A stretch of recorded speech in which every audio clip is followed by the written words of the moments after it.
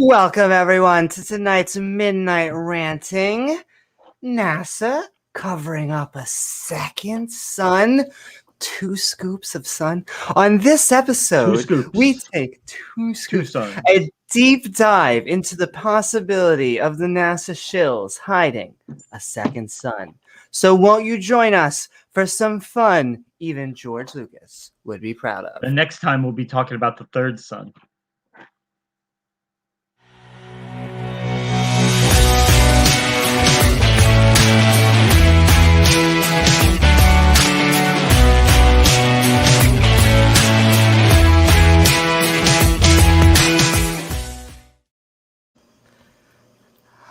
We're a skeptic channel, but after our opening statements, we'll be opening up the floodgates for an open mic, meaning anyone can come join and say what's on their mind. Even flat earthers or second sunners. Doesn't matter who you are. Second sunners. Poly-sunners. Exactly. Mono-sunners, poly-sunners. We'll also give everyone the chance to have their own opening and closing statements. Atheist or theist, liberal or conservative, come as you are. It's not on the sheets. Also, if you'd like to see your question, comments, or thoughts read on the screen, you can do so by tagging me at Amy Newman. We also have a Discord if you'd like some discussions, debates, or memeing action. Memes. Lastly, don't forget to like, subscribe, and hit that all button icon so you can get live reminders for our YouTube, Facebook, and Twitch streams. And if you'd like to support the show, we create more content at patreon.com/Amy Newman. We help support more, including awesome Patreons like K.O. Champ, Oz from the Atheist Round Table, and Ian Davenport. And actually, we have both Diana and Grumpy. Thank you both for joining. I want to send so many hearts to you guys, and we are going to send that right back into making more awesome content. And okay. All right. So, NASA covering up a second sun. We've done it, folks. We've finally come to Tatooine. George Lucas, you've won. But seriously, no, there are not 2 suns. I mean, there are trillions, if not more, of stars, but more than 1 sun in our solar system? That's impressive, if I do say so myself. If the people who won Jewish space lasers also implore this kind of technology, we're screwed. However, the science aside, I'm more interested in the logistics. What tangible benefit does the New World Order get from blocking out this second sun? I just don't get it. And like with the flat Earth, this assumes some sort of authoritarian world peace? Somehow friends and enemies are alike, or working to push big sun? Is it to make more money on more sunscreen? Is it keeping us away from worshiping the one true or second sun god? I don't know. I'm not sure why. Thank you. Maybe they do it just to piss off Big Screen Bird. I don't know. Exactly. They're just Maybe there. They're trying to troll our subscribers. And so what do you think, James? This was eye-opening to me, I must say. I have to go find my notebook because I took a bunch of notes. But before we even get that started, what are your thoughts? Is NASA covering up a second sun? All right. So, you know, those of you guys know this was going to be my debate. I was going to be in this one, and then it was going to be also with Alex Stein, but He backed out, and then James sent me an email about it. I misinterpreted that to think that the whole debate was canceled. So I made the mistake of thinking that Alex Stein was the one stirring this pot. I didn't know that it was. I guess this is Rose's baby, so she still wanted to go forward with the debate with Carissa, but having two skeptics on one versus one, you know, person advocating for something like that just really wouldn't have been a very good debate. So yeah, so they still had the debate and it was very good. I think Carissa did a very good job pointing out lots of reasons why we know. Is there a second son? Now, don't worry about it because of course there's not. Of course there's not because we would know about it if there was. So if those of you guys who have watched debates on Modern Day Debate, you'll notice Rose has been on several times debating topics like the moon landings, flat earth, and dinosaurs being a hoax. And she's usually been with Alex Stein. And what was interesting is she would always kind of try and take that middle ground position, like, I'm just here to ask questions. I don't know. You know, it seems like it to me, but I don't know. I'll look at the evidence.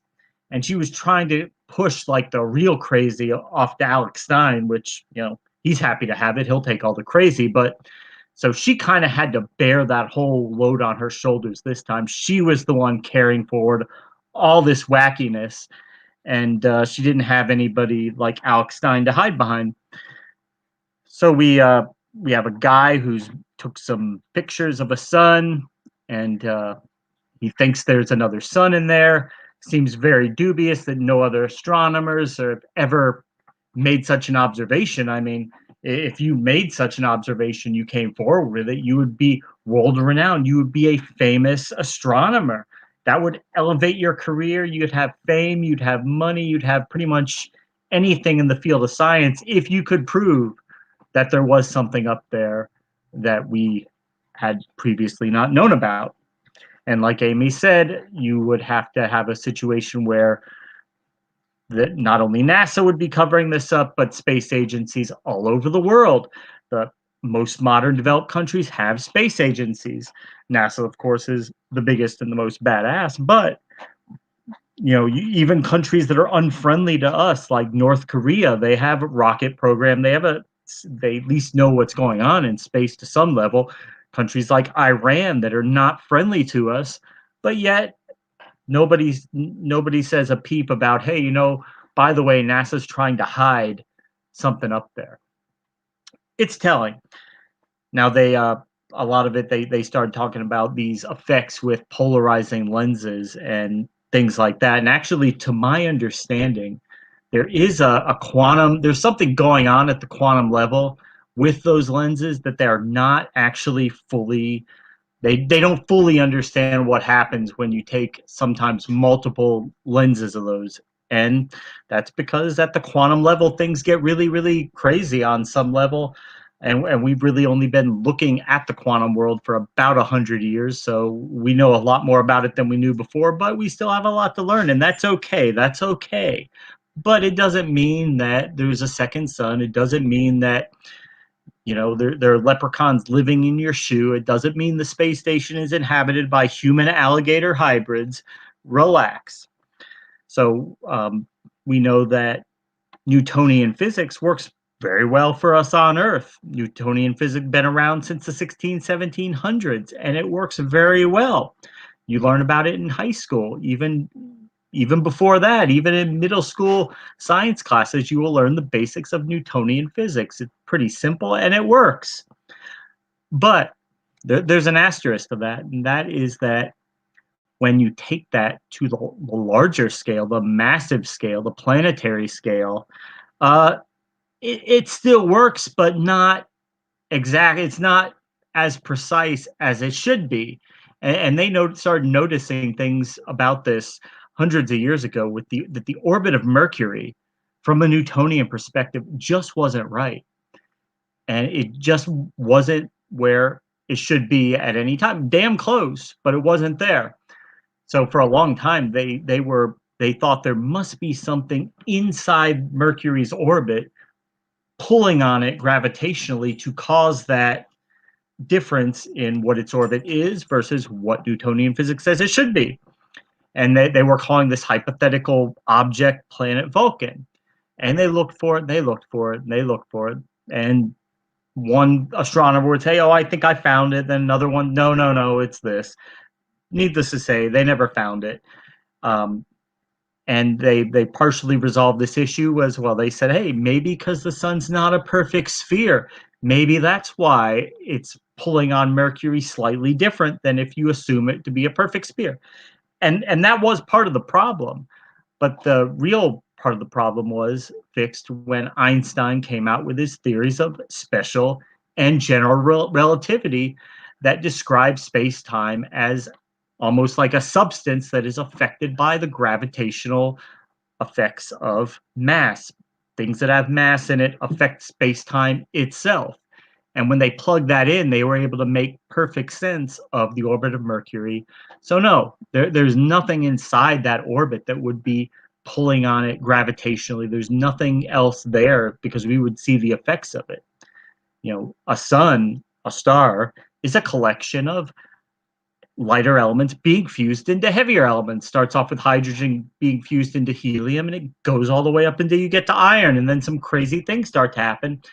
But this fusion process produces a ton of energy, and that's all the energy that powers our world is fusion from the sun.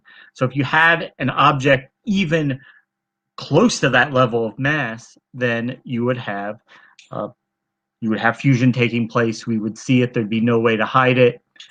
And yeah, a lot of people say that Jupiter would be a second sun because it's so much larger than Earth, and it's a gas giant planet, and you could fit 1,300 Earths inside of Jupiter. It's so massive, but even you would need probably at least like 1,000 Jupiters to get to be a main sequence star like the sun. You probably need about 100 Jupiters just to get even like the faintest little red dwarf star.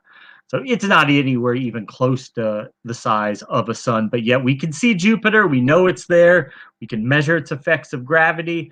There's no way anything could be much more massive than that, and you would notice the effects of it. And we know that we understand that. And of course, the question comes to be, why would anybody want to hide this? What's going on here? Because let me tell you, if the Earth were part of a binary solar system, that is a solar system with two suns or stars, then the Earth would be part of a binary solar system because there are lots of them out there. They're all over. We see them all the time. It's nothing unusual. It's nothing crazy for a solar system to have two stars. It probably helped us evolve on Earth that we only have one because it would make for more consistent weather patterns. Life would have an easier time adapting to, imagine if we had, two suns and two daylights, it would be crazy, but it's not impossible. There's no way you couldn't be, because it's very possible. But needless to say, we don't have to worry about that. So what's going on here? Why would somebody advocate for things like the flat Earth when we all know the Earth is round, and things like dinosaurs being hoaxes because you looked at toys and you don't see how the dinosaurs could copulate to make more baby dinosaurs, so therefore they're fake. And now NASA hiding a second sun. This really only works if you come from a fringe religious type perspective where NASA's working for the devil and he's trying to deceive mankind. He doesn't want people to know that we're basically in this little glass shell on God's bookshelf, and there's a little dome over and all the stars are inside. It's all just for us. But if you think of the universe as trillions and trillions of light years, well, trillions of miles, billions of light years in distance, then it kind of seems silly to think that we are, the end all be all, the most important thing, the singular focus of the universe. Would be this random planet in a random galaxy surrounded by a bunch of shit. Doesn't really make sense unless there's he's got something going on with that second son. Maybe that's where the demons are living and whatnot. And used to see actually it was about 10 years ago, a little more than that, that the big they were saying, oh, the planet X, planet Nibiru, if you guys remember that from like 2008 2009. Nibiru's coming, that's the 2012 apocalypse. Well, we're almost 10 years away from that, and we've still seen no planet Nibiru, no evidence of God, no evidence of a second son, just a never-ending splurge of craziness and insanity that comes out of this fringe, kooky, uh, theological hyper. I mean, I call Ken Hovind hyper literalist fundamentalist, but this is like even a bridge too far, even for Ken Hovind. Even Ken Hovind would look at this and say, buy my DVDs, but this shit is still batshit crazy. No, I'm sorry. There's no second son. There's no planet X. The world's not flat. It's even too much for him. So, yeah. Yeah, I think this is the great thing. Thank you so very much, James. And yeah, I can't believe Alex Stein backed out. That actually is surprising to me because, like you were saying, Rose kind of she wants to be, I don't want to say the middle ground, but I think that's what she was trying to say. More and reasonable, very interesting. middle of the road. I find it interesting that she takes a harder stance on that. Now, if you want to defend her, we're about to kick it into open mic. If you think she did, because I think she's a sweetheart. We disagree. I say this She's about a nice girl. But I'll be sending that into chat, and then But there is something else. One real quickly, there is something else going on here, and that is, you know, we've been doing our podcast since December. We started off kind of slow, and we are very happy that we're almost at 400 subscribers. But Rose has been doing her channel since December of 2019, so about, I don't know, 15, 16 months, and she's at 6,000 subscribers. So what does that kind of tell you? That, you know, you want to grow a channel, you say a bunch of kooky stuff and people will listen, and a lot of them don't even agree with it. It's just, hey, it's like watching a train wreck. Can I tell you what bothers me the most is that they view themselves as the skeptics, and so it's like in their mind they are Neo. I'm being a little bit hyperbolic, but they have put on the glasses, they have taken the red pill, and they need to bring all of us on board. They will understand. And I think the second son fits into that somehow. Man, here's my thing with arguing the science of it. I go back to logistics. Just why? What does the New World Order get out of it? I could understand like money and banks and like the lay low conspiracies, like money and people are greedy. Okay, Pizzagate. But a second son, like, yeah. I mean, it's almost kind of like I said, if we start making videos saying that the ISS is inhabited by human alligator hybrids, give it a week, and they would be they'd be saying it on their channels too. They even have pictures of it. Hybrids. Human alligator hybrids. Yeah. They'd have like alligator heads copied and pasted onto a human, and you know, there you go. And it all goes back to, because they hate the term conspiracy theorist, and I say this every time we cover talks about like this, subjects like this, and I'll bring Bird in, is that conspiracies happen. They do happen. People do conspire to do things, whether they're good or bad. But the question you have to always ask yourself is truly, what is the motivation? And when it comes to things like flat Earth and I guess 2 scoops of sun, people are just the atheist. Fake dinosaurs. Yeah, they come together and they're just like, yeah, we were having a debate and now we enjoyed debating. But second, two, we're on Tatooine now. Do we have to go to Tatooine? Are there blue people behind Amy, us? we're not in Kansas anymore. We're not in Kansas anymore. Okay, not being in Kansas. Are you ready? Are you ready to open up the floodgates, Let's James? do it. Yeah, let's do it. Let's see what people have to say about it. My body is ready. Your neck.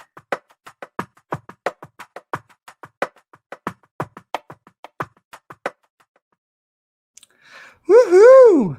So, okay, I have many notes down, but before we get into notes and open discussion, Bird, we are midnight ranting.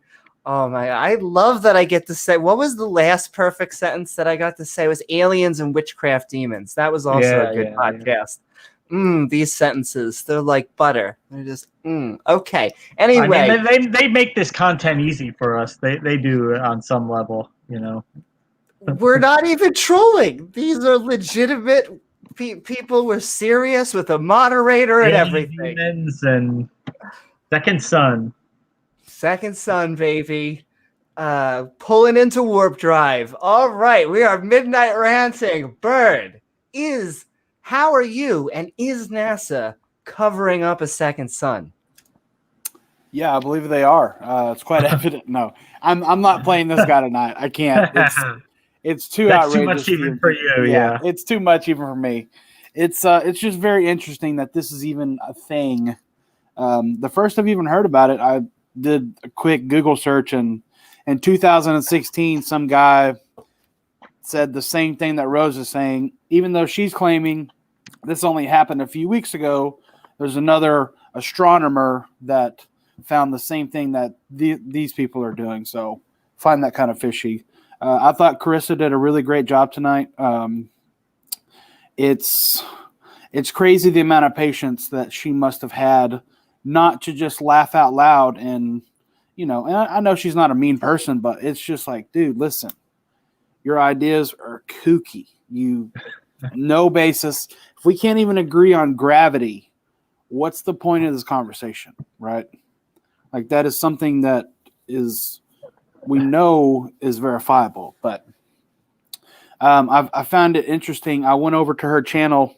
She was doing an after show, and she was telling Carissa about her measurements. Rose? Yeah, Rose's channel. And she was telling everybody in the crowd that she did her measurements on Lake Pontchartrain over to Superdome. But what she did not tell Carissa, and it's on her video, that she got the 33 and a half miles by driving, not a straight line.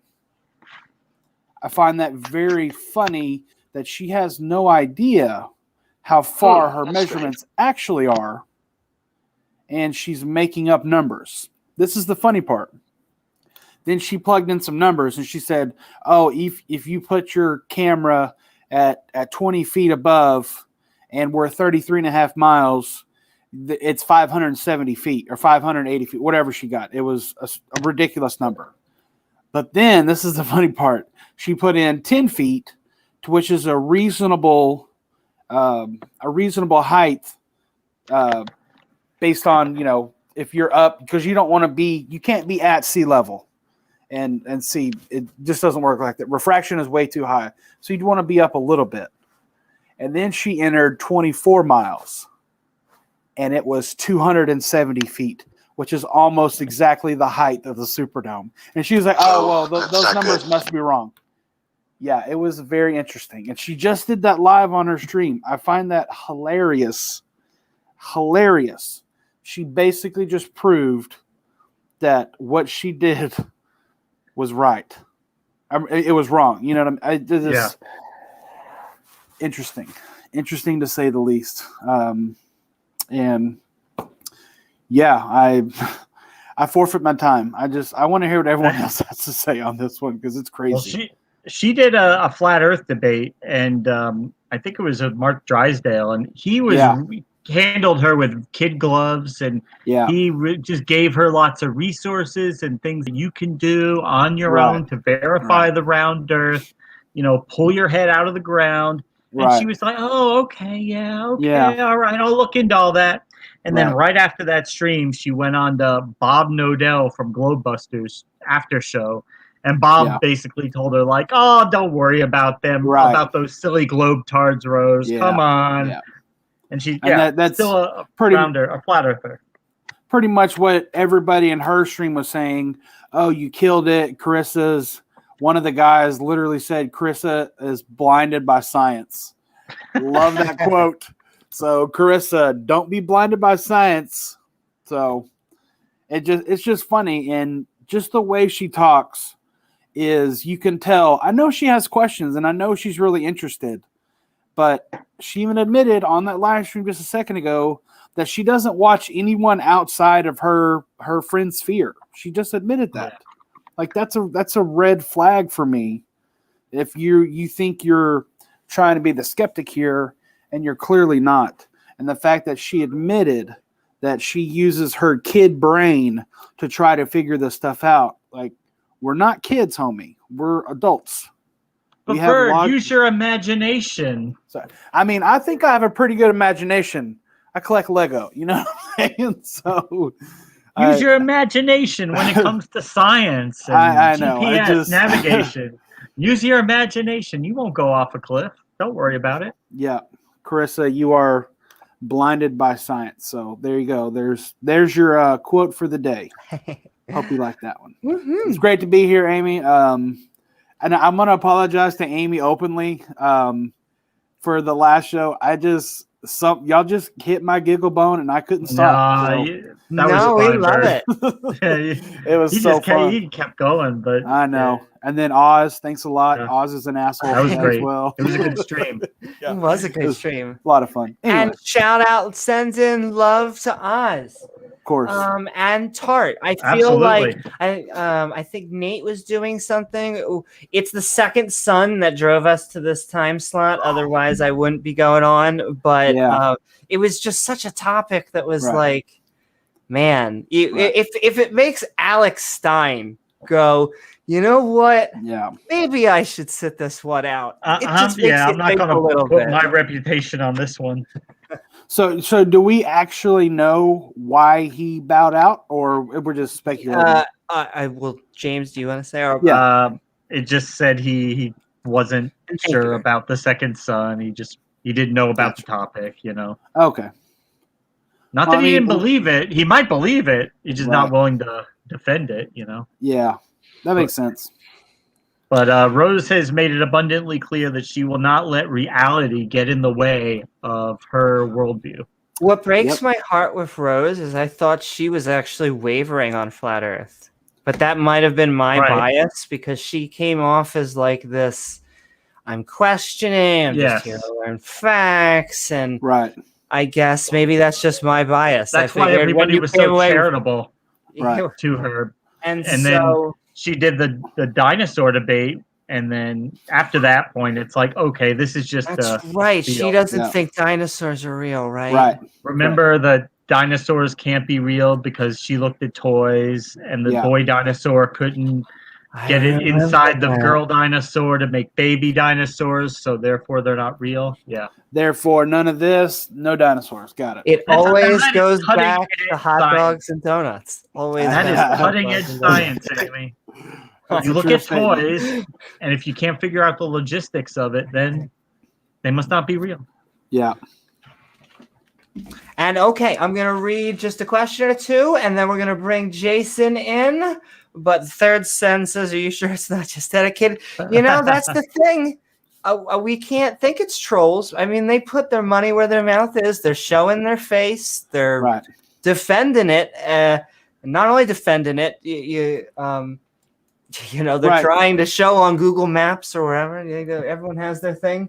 Yeah, Rose said the toys didn't fit together, therefore they couldn't have babies. Mark just said that. Yeah, and she took a real hard hit to YouTube creators. And as a YouTube creator, please go to the scientist. Yeah. I love science. This is a science-themed channel, but we're just a bunch of schmucks. Please. Yeah, I know I am. I'm a dummy. I'll admit it. mean, And that's okay. We're it is what it here is. to rant about I mean, fun-loving science subjects, to and realize then what when you we have know a and- question, Right. you go You and have to find out. realize what you know and what you don't know. And if there's something above your expertise or your knowledge, you know what? We are fortunate to live in the era where you can find somebody who knows a lot more than you do. Yeah. And I'm not just saying accept what someone says because they have a degree. They paid a lot of money and they have a degree. The other thing that I like to say is I'd like to go on the other end. I generally like to call the bluff. I mean, I asked Alex Stein, because they're always like, drone laws, drone laws, drone laws. And in back of my head, I'm like, I speed. So my question was like, okay, Alex, what is stopping a flat earther from breaking the drone laws? You guys, Right. I feel like that's not their most important laws of following the government. I feel like that's not their shtick. And so go past the limit, go check it out, or pool your money and get a fucking rocket ship and freaking send yourself up there. Put your money where your mouth is. We have the technology, so Yeah. I mean, come on, Alex. You mean to tell me he's got nothing illegal in that room with you? Come on, Alex. I wish I could do Alex mannerisms. He's got this. He's got an energy to him that reminds me of Alex Jones. He's ready. Yeah, believe that. No, that's what they want, man. Yep. That's what they want for you to believe. It's like Tucker Carlson on Ambien. Bad combo. Bad combo. so okay, there we go. Okay, I think we have one last one. So Sigma, as a land surveyor, I'm not sure what to think anymore. Clearly, my entire career measuring around Earth has been a sham. That's right. Damn it. You don't Absolutely. know anything. Water does not curve. It always, except when it does. That's the only thing. It doesn't curve, except when it does curve. Except what it does. Exactly. I have shown numerous videos of what are curving, even in my flat Earth debate. Go check that out. That was more like a questionnaire. You can see water. You can see water curve in a glass because it has surface tension. It's not always level. Like, what are you talking about? You can do that at your house.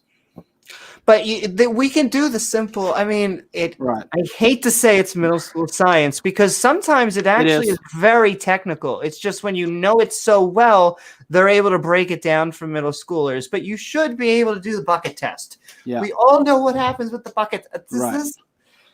Yeah. Okie dokie. But hey, if you disagree with anything we've been saying, the link is in chat in all three streams, YouTube, Twitch, and Facebook. Come on, join. And speaking of that, Jason, we are Midnight Ranting on a lovely, I love saying it, is NASA covering up a second sun? The YouTube algorithms are about to come alive and be like, what they are you talking about? How are you, and what are your thoughts? Hey, what's up, guys? Can you hear me? Hey. Yeah, we hear you. Loud and clear. Yeah, thanks. Yeah, that was crazy. I'm surprised we even had a debate on that topic. I'm not. Yeah. I mean, given the fact that modern day debate has, flat Earth discussions and dinosaur discussions and creationists and whatever, like 411, I can understand the, for whatever reason, but the flat Earth stuff boggles my mind. I mean, I'm a climate scientist. Is what I do. And nice. It's hard to even comprehend that people would fathom a flat Earth. But I think what I was going to say is a couple items. One, why do people believe and accept these kinds of theories, like the flat Earth theory, the second sun theory? Go down the list of like these kind of quackpot ideas. Like, why are there people Like what is it? What happens in somebody's mind that they come to those conclusions? Like one theory is like this aspect of cognitive dissonance. You know, the cognitive dissonance theory that there's a conflict in people's minds between what they think is rational and what they're hearing from maybe their cohort, and they have to rationalize that, or there's a conflict in their mind.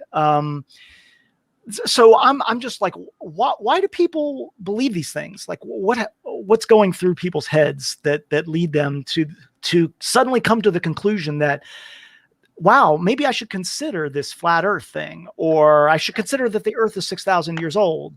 It's an easy answer. What's the answer? The answer is people want to feel special.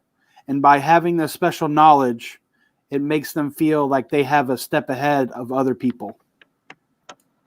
Well, I mean, like that's part of it. I mean, the cognitive dissonance piece is that like there's a discomfort that they feel discomfort in, like, I see that the earth looks flat. Right. These scientists are telling me something other. I have a conflict there. I feel uncomfortable with that. How can I resolve that discomfort? The way I resolve it is to say, wow, you know what? It's a conspiracy. Right. That makes sense to me, that there are people plotting for their own advantages to hide what the actual truth is. And then that gets reinforced by others. And so that it's really, I think it's whack. Okay. So just two other things I was going to mention. One, the cognitive dissonance piece, and the other one is the scientific consensus, the fallacy of like an appeal to an authority, which certainly I recognize that in kind of a philosophical sense, but as a scientist, scientific consensus and scholarly referencing of experts is a valid way of evaluating the truth. And people want to say, well, don't point. I'm not just going to point to an expert and say, well, the expert said X, therefore I'm going to believe it. But we do that in our lives every day. We use computers, we drive cars, we depend upon, we go to the doctor, we go to school. Yeah, absolutely. More than you. Yeah. We do all those things. So there is some level of reliance upon scientific consensus to live our lives. And so when I hear like, oh, you're just pointing to an expert, I'm like, yeah, thousands of experts who went to school for many, many years who all agree on the fact that there's a single sun or that the earth is not flat. That is very compelling evidence, as opposed to one person that said, they say the earth's flat. Have you actually went out and measured gravity? Have you actually went out and done this? I'm like, no, but there are thousands of publications of people that have done that and have done those experiments. But you haven't done those experiments. Right. Yeah. So wow. I'll take my physics from Neil deGrasse Tyson over a young Earth creationist who says gravity doesn't affect gas. So yeah, I mean, I hate to use not necessarily just the famous people, but like, what do the consensus of the top 1,000 physicists who publish in peer-reviewed journals, what do they say? 99% of them agree on something, and even if you don't understand it, it's probably on the right track. Exactly. Yeah. So that's my spiel. Okay, and I want to make a comment to that, and then I want to get Nick in. But actually, because I rushed through it, I felt like I want to just do it one more time because I want to give them. Do it twice. I'm doing it twice. I just want to send out. I want to thank Diana Smith and Grumpy Old Cuss. Thank you so very much. And then Ian Davenport and Oz from the Atheist Round Table. Woohoo! That wizard. The man who's trying to say, there's not really that much good evidence for a literal Jesus. I mean, him and James, they're trying to pull my heartstrings. Okay, I'm pulling on you. I can feel like that second sun. Like that second. I know the gravity. Oh man, the gravity. Yeah, that's the other thing. You would ask, where does the gravity come from? But if you don't believe in gravity, wow, that's a nice. Now you don't have to deal with anything. Isn't that lovely? And Jim. I mean, if you're going to argue for He's heliocentrism worthy. or geocentrism as she was doing, but what Jason said, I think, I mean, a lot of these, they start off with like a legitimate observation, something that just doesn't seem right. Right. And then some of them, I mean, you can kind of see where it's coming from, but I mean, just some of them are just so crazy that there's just, you're making something out of nothing, like the second sun. Like, no, the earth isn't flat, but it does look flat. You just need to use a little bit more information to form your worldview. And so I just want to say, I want to answer something that Jason said, which was, I didn't create this, but a conspiracy theory is better than no theory for many people. Exactly. And so when something is difficult, a lot of times instead of, I'm trying to think of how to word this, really, really going through it, like getting the PhD in physics and then making the decision and going, you know what? Here is my thesis on the second sun after 12 years of groundwork. I mean, Carissa hit it on the nail with just, you can get on. You can, I saw this with 4chan. They work really hard on infographics, and infographics, you can pull up a bunch of, I want to say, what look like reliable statistics and add graphics and just push people in any way. And the amount of people that will then go look at if there's even any links at the bottom of the infographic or the video, even a smaller selection. And so that was a long explanation for basically saying that it is like a special feeling, but it's more than that. I think you can see that she wants to, well, I'll get to mine. I think my question, because I asked her a very specific question on the tangibility, and I think it goes back to religion. Love all my theist brothers. It does. There. But yeah. I asked very specific questions that I hope are still on topic, but then give me the answer that I want. And boy, did she give it to me. But we'll go over that afterwards. Nick, we are Midnight Ranting on NASA covering up a second sun. I hope this isn't, I hope you haven't covered this topic too often.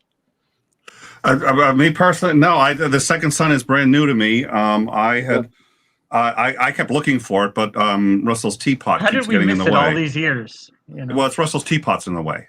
Okay, that makes sense. Makes sense. Yeah. So, okay. I had to come. I heard you doing this. I was just like, okay, I have to come in. I'm going to find a way to come in. I have to come in. So that's what she said. Oh, dear Lord. Thanks. It's been real. So I had started a education website called the Humanist Codex. And the idea was to encourage atheism, but do it in a more humanist approach. And we got the idea to do a number of challenges. So we ended up having the Flat Earth Challenge, which was a $10,000 challenge. I actually linked one of the tweets about it, but and we went on several non sequitur profiled the challenge, and we did a whole bunch of stuff with it. One of the scientists with us on the challenge was Dave Thomas, who is the guy who cracked the Bible code. He's the head of New Mexico Alliance of Skeptics. Wendy's? And of what? Oh, Jesus, no, it's not the same one. I know. It's not the same Dave Thomas. Amy loves Wendy's. That's a sponsor of the show. So that's it. It was a $10,000 bounty to anyone who could prove the Earth was flat. And the reason I did this was because it seemed to me that the old style of debating these guys was really problematic, and I wanted to just shut them down. I wanted to shut them down and end it. So I would go with professional flat earthers, and there are professional flat earthers, people, and they probably almost certainly know that the Earth is round, but they make a lot of money with the flat Earth videos and conspiracies and so on and so forth. And especially since at the time there was a couple of conferences that were getting shut down by them because they would actually book rooms and try to do there. And so it's just like, okay, how do we shut them down? And the idea was to split the narrative on them. And so we did this $10,000 challenge if they could prove it, but there was a whole bunch of things to it. But because the idea was, I want to believe that it's flat. Of course I want to believe it's flat. In fact, I kind of do, right? But without proof until you can prove it to me. I guess I can't say it is. So I'm looking for an expert who can prove it to me. And people would come out of woodwork saying they could prove it to me. And we had a number of challenges pre-made that would prove it. The one that we did. Oh, we discussed this one before because we did it with Flat Earth Aussie Jesus. We're going to take a sniper rifle. Yep, you got it. Yep. So and it worked great until we said we cover all expenses. Somebody wanted to do a hot air balloon. So we started working on exactly how it would work, what would prove and disprove the theory. And actually, Nick, for anyone who didn't watch, do you have a simplified? The page is down because I haven't done it in a while. And I kept getting hit because people want $10,000. So I'm just like, I started doing a YouTube channel, so I was spending more time on that. I was like, I don't have time for either a lot of the humanist stuff or the thing. But long story short, usually what we'd do is we'd say, we will cover all the expenses because we are the ones who are asking for an expert to prove it to us. And since so many experts would tell us that it's actually really easy to prove, we would come up with a scientific proof. We would then do the experiment. They could record the experiment. We'd record it. We'd put it on YouTube. And when they win, they get the $10,000. There's a contract. There's money in escrow, the whole 9 yards. It's usually right before we go to contract that they read the fine print, which says they have to reimburse us for all of the expenses if it turns out that they lose. They don't have to pay us $10,000, but they have to reimburse us all the expenses, which includes plane trips or whatever else is involved. And all of a sudden, the Earth doesn't seem quite so flat anymore when they reach that conclusion. So we did that for about 2 years. It was a lot of fun. So that was it. So that's it. I'm coming in. That was a lot of fun. But in my experience, I've only met 2 people in doing that for 2 years. And probably doing close to a dozen offers at least a month, and 10 or so that came close to contract. Only 2 people I've ever believed actually believed it. The rest were full of shit. Yeah. And that's what this was. This was a way. This was not a means to determine whether or not the Earth was flat. It was a means to determine whether or not they actually believe it or they're just trolls. And 99% of the time, troll. Oh, well, then you are fake news. I have to ask you, Nick, in your professional opinion, do you think how serious do you think she is, or legit? I didn't see it, so I don't know. Have you seen her before though? Because she's done a bunch of flat Earth, and she also, are you ready for it? She doesn't believe dinosaurs are real. Yeah. I think for a lot of these people, what it is it's what everybody else said. First of all, it's a huge appeal to ego to think that you figured out something and I think for a lot of people, for the people who don't believe too, they enjoy the challenge because it actually takes some genuine skill to say that there's no gravity and be able to defend that position. And when you have global skepticism as your tool, you can defend, and I emphasize the word tool, you can defend just about any position. I mean, literally just including there's no gravity. It's defensible when you know how to do it. So I think they like the skill. They certainly like the attention. And what ends up happening is I think it's not so much that they believe it's flat. It's that it doesn't cost them anything to say that they believe it, and they get so much attention for it. It's not even that they believe or disbelieve. They don't even think about it. They're just saying it because, well, I want people to question, or they justify it that way in their own mind. But except for the guy who actually made the rocket and killed himself, the vast majority, if you hook them up to a lie detector and said, no, I'm telling you, put a gun to their head and hook them up to a lie detector and say, if you lie, I pull the trigger. If you tell the truth, you'll be fine. Do you think that the Earth is flat? None of them have actually, because it's such an appeal to ego, they don't think about it enough that they could really sit down and answer that. And if their life depended on it, they'd sit there and they'd say, no, it's round. Of course it's round. It's cognitive dissonance. It's because they get so much out of it, and because they get attention, and because everyone sits there and says, how could they possibly believe? That makes them believe it. Exactly. There's no cost. As soon as there was a cost, then they'll actually examine those beliefs. Until then, there's nothing but upside. So that's why they do it. You get the people who design stuff and engineer and develop technologies, and they do put money into it. They know what's going on because their livelihood's on the line. Yes, absolutely.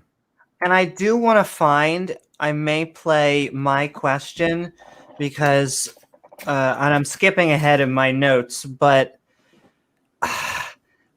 I very specifically, it's hard because you don't want to bring up religion, because to all the flat earthers, unless you bring it up, they're just like science, science, philosophy, science, science. But it's like a push pin. There's like somehow, if you push the right button, they're like, of course it's because of God. And you're like, oh, what are we talking about?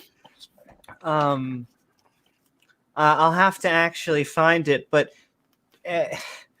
it's a double-edged sword. I know the theists hate me when I say this, or it's like nails on chalkboard when I try to attach theism with it. But in my view, there's the correlation comes from once you stop believing one thing on empirical evidence, knowingly stop believing one thing on empirical evidence, then it's quick or possibly quick for you to then adopt more, and then on the other side it then clips you, because how can you criticize someone for not accepting everything that they have evidence for if you're going to accept something without evidence?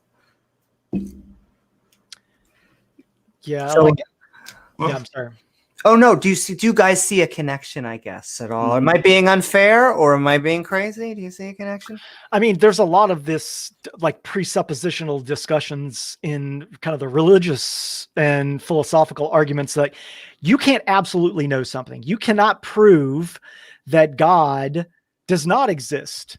Or, how do you please prove that where rationality comes from. You don't know where rationality comes from. What's the absolute ultimate where that comes from? And in some ways, the flat earthers and some of these other people that take these positions are like, they prey upon some of the most important aspects of science, are saying things like, I don't know. We're not sure about this. The relevant evidence says X. This is what we accept. If there is a new theory that comes forward that suggests something differently, then science is willing to, that's the value of the scientific method. They can go, aha, you don't know that's actually true. You don't know, you can't absolutely tell me that the earth is a globe. And then a scientist like, well, we know at maximal certainty. We have physical models that model weather. They're mechanistic models that model the interactions of the atmosphere and the land, and all those things tell us obviously that the earth is round. But can I say absolutely? That's kind of a philosophical term. He's like, I can't know anything is absolute. So, and we also send people up there. The problem is when you have, I think it's cynicism. I don't think it's exactly. Yeah. I think they'll say skepticism, and I almost want to say, don't be some super. It's not being super skeptical. It's being, I don't want to say even cynical. In my view, when the evidence is so high to one side, sure, you are actually supposed to be skeptical of the opposing position. So even though they're trying to sell us as the skepticism, I'm not buying it. And I just want to say really quickly, I'm going to bring it up one more time. Hi, Nate. And Nate just started doing a late night show. You should all go watch Nate's show. He is amazing. And so is all the other lovely party. Amazing. Destiny. Isn't Destiny a girl's name? And so go check all that and all the lovely Tart programming. Okay. I did want to actually add something, because we had brought this up. We discussed this a bit last time. And I think everything you said is true, and I think you're true about credulity and what happens when you sort of fail to have credulity about one thing, and then you can move it from one to another. And Bush went on from being a full-blown drunk to being a dry drunk, and it was just chose religion for his alcohol. So I think people do that, but I do think that the Bible itself gives warrant for the flat Earth idea. Job 9:8, who by himself spread out into the heavens. The heavens, okay, let's see, reveals, actually, no, wait a minute, I think I'm off on the, here we go. On Chronicles, let's start, Chronicles 16:30, he has fixed the earth firm and immovable, which back then would make sense. The earth looks firm and immovable, but of course it's neither. That's repeated in Psalms, he has fixed the earth firm and immovable. Thou didst fix the earth on foundations, so that it can never be shaken. He who hath made the earth fashioned it and fixed it fast. And then there's a tree in the center of the earth that can be seen from all four corners of the earth. Well, that can't happen if the earth is round. So I think there's warrant in there to believe that the earth is flat. And I think there are many passages which suggest, I don't think there's any that outright say it, but I don't think it's very hard. And there's a whole bunch. I can look for some of the other ones because I think I'm missing one or two of the better ones. But so I think biblical literalists will be inclined to believe that. And then they'll say, well, no, it's for scientific reasons, not for the Bible. But we have a lot of biblical literalists in this country for the first time ever. I believe it's below 50%. But it's staggering in the U.S. It's staggering. And I think the Bible gives warrant to it. I think without that, we wouldn't have nearly the problem we have with flat earthers. Oh, I think almost all of our cultural wars come from religion. I hate to be like a single drum, but gay marriage, I'm trying to think of a lot of the other social issues. I could just go down. It would take at least the temperature down to where everyone was just discussing it to at least science and not. I keep on pointing up. Who knows? Maybe down. Maybe people should look down. Who knows? I would definitely say that I have never experienced any flat earther that's not also religious or Christian or what have you. That's my main drive. Now, I think James actually says he has met someone, but I have never met. I've only ran into like maybe one or two, but I don't know. Most of them definitely are. Some of the pros. Yeah. And it doesn't have to. It's not I guess 100%. I just think it's so strong. Because as atheists, once again, theists, if you disagree with us, come join. But let us know. Yeah. I mean, it's the watered down conspiracy theory. You know, what version? And there's all types of, I always like to say, you know, I used to not believe, but still compelled. I've never broken a bone. Still compelled to knock on wood. It's my last gree. I don't do it anymore. Yeah. But I understand that kind of impulse. Yeah. And it's strong to get over. To break a bone? Or no, to knock on wood. Yeah. Knock on wood. Just because there's a piece of you that goes, well, it doesn't hurt, right? And that type of mentality goes across the board with all conspiracy theories. It doesn't hurt until it does. You say it doesn't hurt here, it doesn't hurt here. I'm not anti-vaxxing my child now. I don't believe in space, which, damn, it's not supposed to be funny. Right. Yeah, she did admit she doesn't believe in space. Saitan used the same argument when he was talking about there's no such thing as atheists. And the way he could prove it is because there were several studies done that showed that if you hooked up an atheist to a lie detector and you asked them to say something like, if there is a God, may he strike me dead, most of them would actually spike a stress response to that. Yeah. And that is true. But only if they grew up in culture, if they grew up raised in highly theistic cultures where they actually had a programmed cultural response against doing that, so that even after they deconvert, they never get over the stress response of doing that. If you go to a place where secularism is the norm, those theists don't do it. But it's interesting because your brain is still wired that way. Right. And yeah. Cool. You do it since you are a child, and you also imprint. I think when you are a child, you're supposed to just take everything they say as.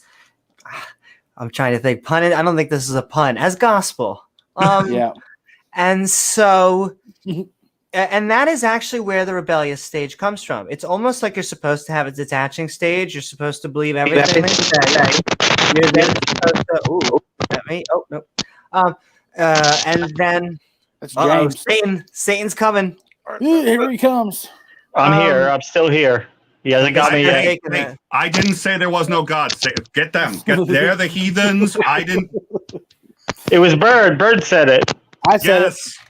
Yeah. I like George's favorite bit. He has, all right, you ready? We're going to do a test.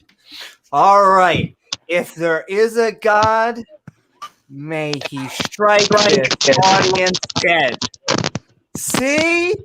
Everyone's fine. You survive. Oh, I hit my mic. Boom, there you go. From God. But yeah, that's Georgie. I love that one. Praise John Maddox. Praise John Maddox. Hey, John could come on. He could. This is He could come in too. But he won't. But he won't. He won't. I promise you, he won't ever come in here. He's just going to post a meme. Yeah. He'll post a meme about the Stupid atheists. Yeah, exactly. Like I never quite understand those memes. But, this is my opinion to why. And once again, if I'm wrong, the Smokey John Darth, but the actual Gavin, your buddy Gavin. Actual free speech channels, I don't think the free speech channels, free speech people are very big fans of, because then they have to say their own ideas and for a long time, and then the other people get to say their own ideas back for a long time. And man, you start making comments on their videos. You see how long they last. But hey, come on, join. Like I said, I love them all. They can all come down, anyone, and get their time. And okay, we won't delete their comments. Ranting. We won't delete. No. The only thing I think the mods, and that's the only thing that I focus on, is I don't even care about so much hate speech, because hate speech is so much. Well, actually, I guess it depends on how you define it. I just don't want personal attacks. Hate speech itself, I guess. I don't know. Nothing that'll prevent us from being monetized one day. But just it doesn't make you look good. I always say I'm the friendliest version of politically incorrect. I say everything I want, and it turns out I love everyone, and so it doesn't offend everyone that all the time. They are sometimes when you pull back the filters, you'll learn who people are. And so, hey, sunlight. We always like sunlight. All right. Even when you bite them. That's right. And I won't bite unless you're into that, in which case. All right, you've been awfully forward with your love life. You love them all. You love everybody. You love all theater. You are busy. How do you have time to do a show? Yeah, she's got a big heart. It's a big. Where is it, Amy? The word I was going to use for what was big. Okay. Where is that heart of yours, Amy? No, it's right here, baby. There you go. There you go. Woohoo! And okay, we are Midnight Ranting on This Is True. We're not making up to troll you. Okay, I'm going to interrupt. I think that's James. I was trying to figure that out. What is James? I think you're going to need to be muting in between. There's really bad static on occasion and echo, and I think we can all hear ourselves. And the static it actually hurts because I got the thing on. So they're much better now. And the other thing is, every time you disagree with me, it gets really bad. So if you could just start agreeing with everything I say, I think I'd appreciate it.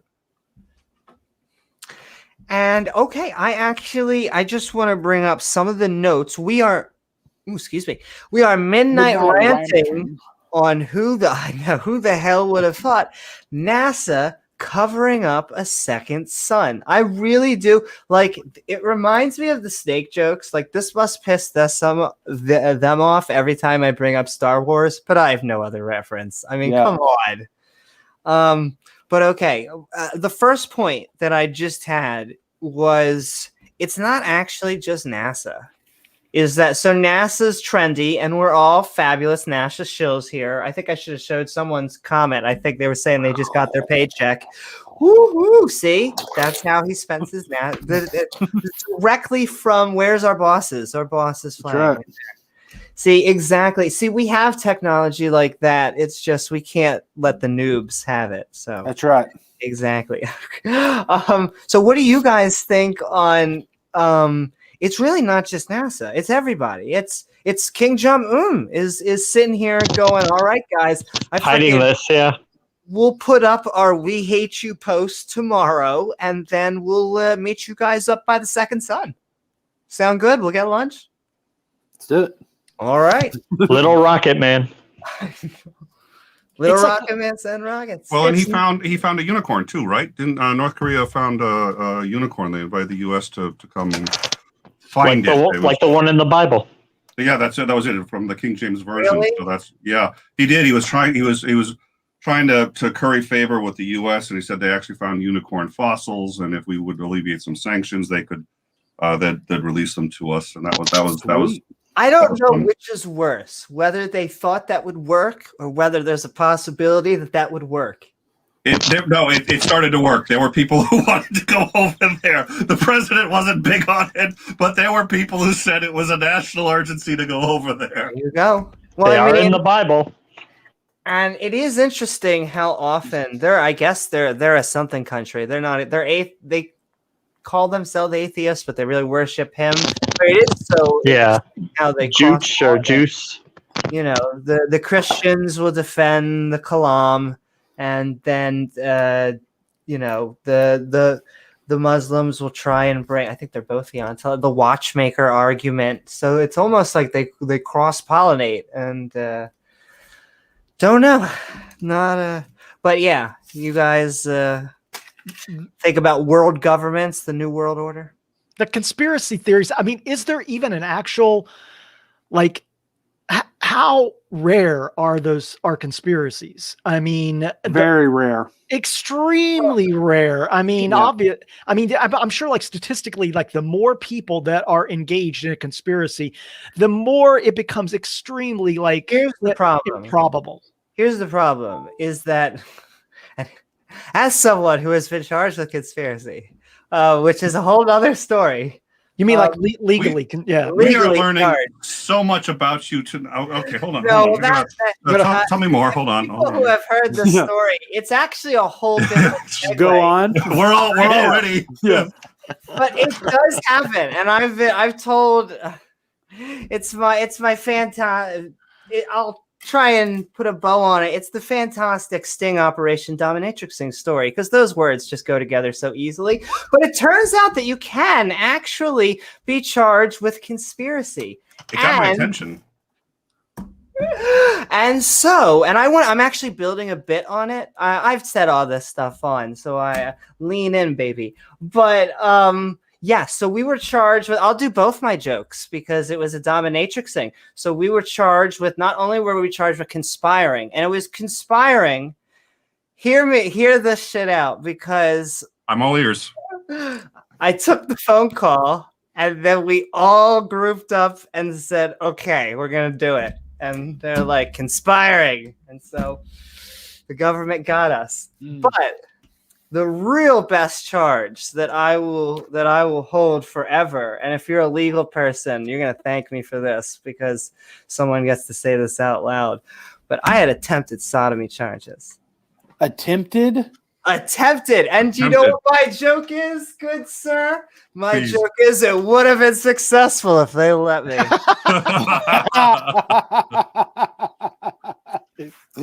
Awesome. But my dog was deposed once, but you know. Oh, puppy. Well, no, he was called. I got a call, and they said they wanted to depose the dog, and I was just like, "What?" Like, yeah. Well, no. So they said, "Are you Nick Suter?" I said, "Yeah." They said, "Did you walk all these dog trails?" I said, "Yeah, I did." I said, "And you mapped it?" I said, "Yeah, I mapped it and gave the map to the town." They're like, "Okay, well, some of it may have been on private property. The town is getting sued. They were hoping you could testify." I said, "Okay, great. Is Dexter there with you?" I said, "Yeah." Like, well, would like to talk to him too. I was like, "You'd like to speak with Dexter?" Like, "Yes, would like to speak with Dexter. He helped you map the thing, right?" I was like, "Yeah." Oh my God, what a bunch of idiots. Well, you know, since he walked, I mean, it was 30, 40 miles of paths that I walked and mapped with my phone, and then put the map on Google Earth and gave it to the town, and they loved it because they didn't have a map of it. And since the dog with the whole thing, it was by Nick and Dexter Suter. So they're like, "Okay, well, we've got a subpoena. Can we talk to Dexter?" I was just like, "Well, yeah, he's on the couch." He's like, "Well, may I speak with him?" I said, "No." He's like, "Well, why not?" And I was just like, "Well, I can think of a couple of reasons." And I just kept going, trying to see how long before this lawyer finally said, "You are aware that Dexter's a canine?" And I was like, "Dexter's a what?" I said, "He's a dog." And the lawyer just paused for a minute and broke out laughing. Oh. It's not, my story's not nearly as entertaining as the sodomy story. It's pretty good, though. It's pretty good. You were like, "I'm just gonna put a tie on the dog. See, there you go. He's fine." They had the thing. They wanted to come by and give service on the dog. I was like, "Really?" Wow. Hey, that's an idea. You know how the Christians sometimes will say, God is my witness? Why don't they sometimes try to bring the Holy Spirit into court? There you go. Try to So we were serve him with papers. looking for a deposition. We weren't trying to sway the jury either way, but we really wanted to get to the bottom of it. Scruffers, could you give your opinion? Well, when you said get to the bottom of it, I wasn't sure if we were talking about your issue or mine. Oh, nice. Gizmo is going to invoke his Fifth Amendment right not to testify. Now, I have so many more points to get back to on a second son, but before we do that, we have been midnight ranting on my new favorite sentence. Is NASA covering up a second son? Not 3 sons, okay? 3 sons? That'll be next time. That's crazy. That would be crazy. That's That would just be stupid. But Oz, we are midnight ranting. How are you, and what are your thoughts? I thought there was only 2 sons. That would be the Son, S-O-N, and then Jesus Christ, S-O-N. S-U-N. Yep. Pretty close. Ramen. Well, NASA's covering them up. NASA is in a conspiracy to cover up Jesus Christ. God damn it, NASA. 2 sons is blasphemy. Yeah, I don't know what to think, because when I saw that posted a couple days ago, I was like, how many edibles, how many mushrooms, how many drops of acid, how many hits of crystal meth does it require for one to have such a ridiculous, unjustified belief? That would be there's a hidden. How do you hide a son? How do you hide a son? I don't know. I haven't taken enough to get there yet. I would like to know the drug question, and I'm asking for a friend. Yeah. Yeah. Well, I'm willing to study the issue. Be the guinea pig? Yeah, I'll experiment. It would be unethical for me to experiment on myself, but I know a guy who's, he's got a beard and he's a nice fellow, and some people say it looks like me. He's willing to do it. Remember what Sunflower said about that? What is the correct amount of, or the correct dosage in order for one to see a second? Is that like cafe that goes around the chest, like a heroic dose? Do you need a heroic dose? 1 dose of Jesus. It's one. Yeah. It's precisely 1 milliliter less than the dose that's considered lethal. That's right. Oh. Well, and then Jesus is going to make it all right. Yep. Well, and that's how you know Jesus is real, is because he should have died. But my God. So, in order for me to go from the position of essentially a mythicist to believing that Jesus existed, I need to take whatever the measurement was you just gave, less than dying. Yes. Okay, got it. Precisely 1 milliliter less. Got it. Hold on. Hey, babe. Precisely. Babe. So help me God. So crazy, man. Yeah. Sons. Yeah, I'm a little confused. I'll be honest. I'm with everyone else. When I saw this, I had to do a double take. I had to take a double take for the double sons. I remember when I got the email from James about it. It was like, really? Oh, so this was on Modern Day? Yeah. Well, no, I Flat Earth Ozzy Jesus is about one of the crazier ones that I've encountered. Of course, he goes by a different name now. I debated him. That's the only Flat Earth debate. He's the guy who got me into this, and why I do all these subjects is and because you still talk to him. Oh, I love everybody. Yeah, but this is like a form of this is one below the crucifixion, right? I mean, Jesus. They said let's have Jesus engage in flat Earth debates, and they said nah, we'll crucify him instead. That's good. That's exactly fucking great right there, Nick. God damn it, that's great. Oh, this makes me even more excited. Wait, I have to write that down. Hold on. Aussie was a client, right, Amy? It's I'll Wednesday. teach you about the flat Earth. Then I want you to beat the crap out of me, okay? Yeah, on Friday, I'm going on. I can't remember the name of it. I'm going on a fairly big podcast, and I'll get the name here in a second. But it's all like conspiracy theories, aliens, Bigfoot. And the guy contacted me, and they've got a huge following. He was like, "We've never had an atheist on before. We want you to come on and that's the craziest of all. See what you think about these claims." Oh my God! And they contacted me about 3 weeks ago, and set up a time. I've been going through their content, and I'm like, "Oh, this is either going to be a complete shit show, or it's going to be hilarious." So, Oz, what you're saying is they invited you to a skeptic buffet. Yeah. Yes. Yes. Like I was listening to the one today where the promo for it was like this guy had like this just unbelievably convincing evidence that there is a Bigfoot. Oh yeah. Right? That he had this knockout evidence. Nice. And so I started listening. I was like, okay, I mean, I'll listen. I'm a skeptic. I'll listen. And it got about 5 minutes in. I'm like, oh, no, just because you found a thing in the woods by the thing near the thing doesn't mean fucking Bigfoot. That's not the way this shit works. But Oz, you see up here, actually, if you kind here and here, and it all comes together. You gotta tie it. Yeah, the one that was the funny on that particular one, the funniest claim, he said, I found this nest. And I'm like, oh Jesus. Bigfoot nest. I found this. For Babbles. I mean, it's not impossible. But he's like, I found this nest. He said, no, I'm not talking about like a bird nest. Because obviously Bigfoot isn't going to fit in a bird nest. And I'm like, well, no shit. My bird nest, he would. First of all, even when we started, I did not think Bigfoot got into a small nest. Okay, that was not even our imagination. It's a Bigfoot-sized nest. A Bigfoot-sized nest, exactly. He was like, there was like this brush, and then it was like kind of hollow in the middle. Yep. But I don't think he lives there. What I think it is, it's like. You know how like deer hunters use stands or the shit they hide behind? I think blind. That's a blind. Thank you. Yeah. I think it's a blind for Bigfoot to hunt and to eat. And I'm like, you figured it out, bro. That it?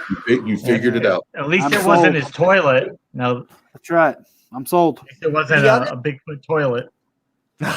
Yeah, well, you would think they would also leave something behind, not to be gross, but that is something that we get with dinosaurs and other things. My big thing with Bigfoot, once again, big thing.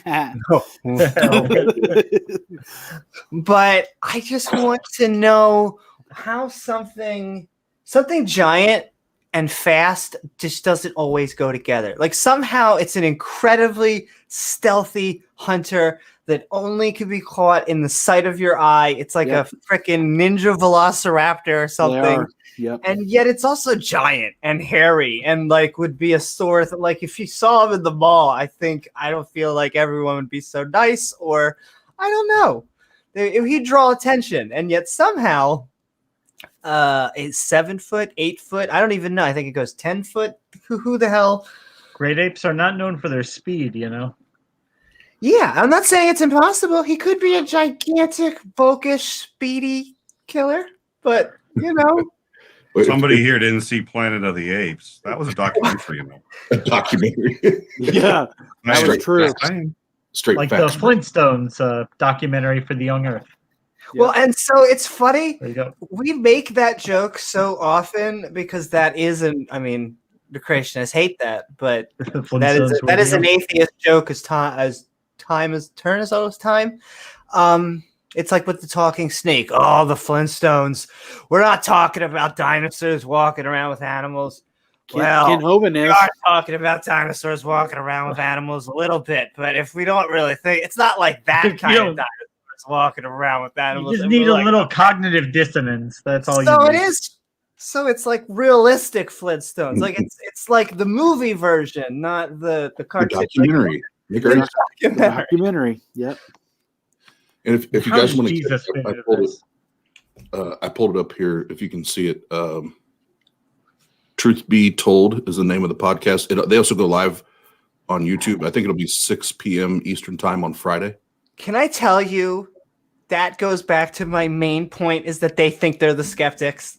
Is Yes. that they're just sitting there like they're freaking. That's what bothers me with the term red pilled so much was it was such a specific movie term that if anything had to deal with solipsism, you couldn't know if you were a brain in the vat. And then somehow it got online into the internet and it's like, oh, I don't have my cool glasses, my 2D. Somehow it came into Bird's this. No, got man, his, I'm sure. we just really No, I are don't. plugged in and all the other shills are just out there. And it's like, that is not what The Matrix was about. That's not what please read the end of 1984. That's not what 1984 was about. What are you talking about? Yeah, it's this general, it's not skepticism. And this is, I think, is Sam Harris's point. It's cynicism oftentimes. It is just being cynical of everything. Like, you're going to trust grandma? Where did grandma get her information from? That says 2%. But what if it's actually? It's like, okay, you know what? But you know what, Amy? You know what about grandma? She fucked grandpa, and I can prove it. Ooh. Yeah, she did. Yeah. That dirty old. Yep. Hard. We have evidence. Hard. Let's see. So, here, let's drive all the math people crazy at once. We don't know the radius of the sun. That was brought up at one point. No. So, just piss off. So what? I don't know. I think she was trying to say the radius of the sun and the radius of the earth. And she also made a point that she's like, no one has drilled 8 miles deeper than into the earth. And I was like, trust me, America has found freedom way deeper than 8 miles. Hello. Yeah.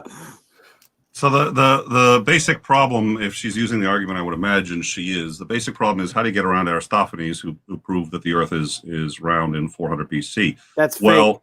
That's The easiest way. Yeah. Well, the easiest way to do it, because we can replicate those results. Yep. So the easiest way to do it is to say, look, the Earth is only about 80 miles in the sky, and the radius is much smaller. So it's actually this small ball that's only 80 miles away. And if you do that, Aristophanes would still produce all the same results, and anybody who tries to reproduce this experiment today would get those results. Well, that's how we know Aristophanes was a clown, was because he didn't bother to consider the fact that maybe the Earth really is about the size, or sorry, the sun really is about the size that it looks to be. The problem with that is that, like, when you Then there's something wrong with you. You're certainly not very This is not my argument. This is not my Donald. argument. Every time I say this, people are like, Nick, No, I last time I was here, no, I know you know, but last time I was here, the live chat started. So, who is this Nick guy? He's such a clown. I was like, this is what I'm saying. I just know the arguments. Well, But the bird. What was bird last time? What were you, a flat earther bird or? Yeah. Pro Kent Hovind, buddy. Oh, Howard right. Abraham. The 6,000-year-old Earth. That's right. But the thing is that, like, they can like cherry pick these particular things, but when you put them all together in their Earth system, you have these conflicts that cannot be resolved. They could say, the sun is only this size. This is where it's located. I'm like, well, wait a second.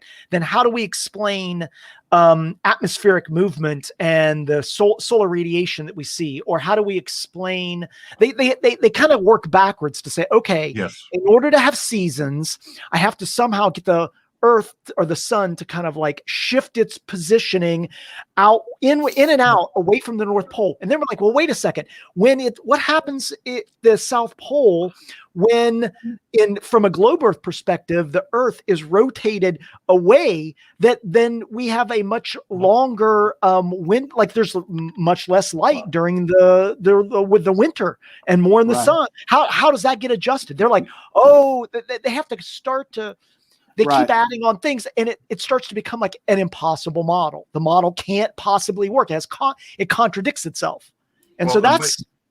Anyways, That's what you said earlier. Somebody had said earlier. It's global skepticism, right? Yeah. Because you actually cannot know anything because everything's going to reduce either to the Munchausen trilemma or yeah, exactly. what's his name? Hume's problem of induction. Because of that, everything's going to reduce at some level to one of those. Because of that, you cannot prove anything, which means everything is on the table if you choose to have it be. We can't function that way. And this is an argument for why atheists actually have to have some faith, and you can get into all that's fine. But yeah, because of those things, Oz, don't start. you could continue. Oz and I will have that conversation. We will put that in for when you're on. We'll put that in. But nonetheless, yeah, because of global skepticism, for people who want to weaponize it, it's a bastard of a problem. Yeah. And I just want to say another point once again, because I think the logistics are always, I don't want to say funnier and thus more effective. Okay, I'm going to say it. I'm going to leave it at that. I want to know why the amateur astronomers, I think Carissa brought up, and I actually want to make a point how awesome she did. Once again, I have to throw it out to my sister because she represented science freaking awesome tonight. And she didn't get, I think she did a good mix of being friendly, but then also having, oh, did he say? I didn't even see. Yeah, Thank he had to so much, and go check out Nick's channel as well. Woo-hoo. And I think she was a good mix of both. I always call it the school teacher vibe, but I think it's good for, like Maddie. like Maddie. I actually think that's a good thing. But then she got her points in every once in a while that were like da da da da da da, because this is what the entire empirical community is. Right. So there was that part where Rose was trying to say, well, if the sun were like this size, and then it would be okay. And then Matt, like, no, with the angles, it just doesn't work. I'm sorry. Right. It's like, I'm a math major. If I know anything, it's math, and the math just doesn't work on that.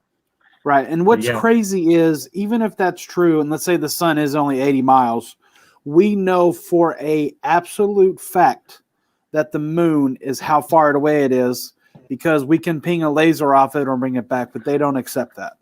But Bird, the moon is some type of mythical object. We just don't know what it is. I mean, didn't she say a crystalline structure? Is that the word something? she used? Yeah, I believe so. Okay. Yeah, the moon could be some type of crystalline matrix that's surrounded by ether. thing. I was like, oh, okay. I want to say I don't have many trigger words. Got it. Crystal is one of them. I'm just like, all right, what are we doing? Where are we? What crystal? Healing who? Touching what?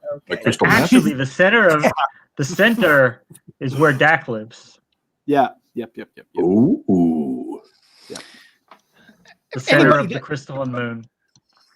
Anybody that knows anything about like energy dynamics of the planet and atmospheric systems, like it like we can measure like the physics of like how much solar radiation we get, like how much it covers, like why we have the seasons, why we have atmospheric movement, why it all fits together like in a model that actually allows us to predict weather. I mean, and so that's one of the things I don't understand is that, like, what's the argument that says that like we have these mechanistic models that are based on a globe that allow us to predict with pretty good accuracy out to a certain time frame?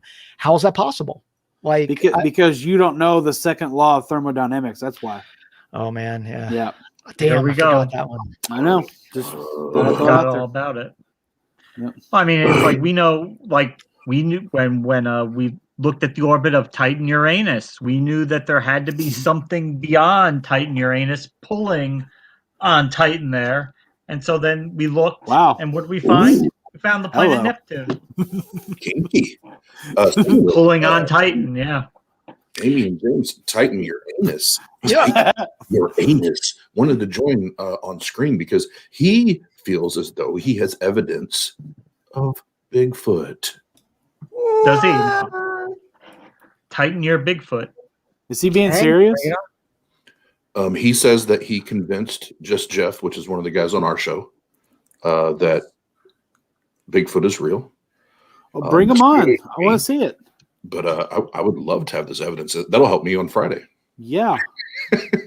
I will say, I thought Jeff, we were sitting backstage. I thought he did awesome on that debate. Jim was sitting there. He's like, he's doing good. I was like, yeah, I mean, As good as Now that it's all over, if I were if I wasn't a part of the channel and I was the one making the decision on that debate, I would have given it to Jeff.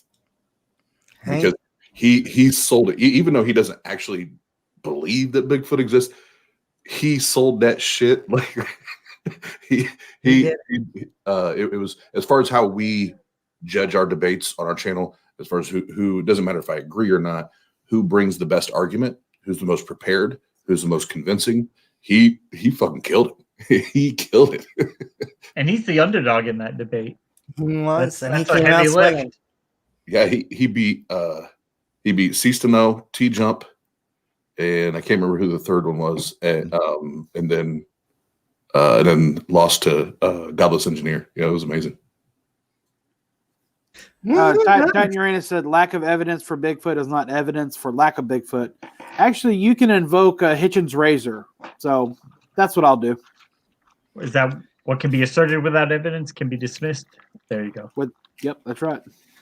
And so I'm actually going to show you guys a clip, and it's just going to be my question. Are you sure you want to do that while we're live?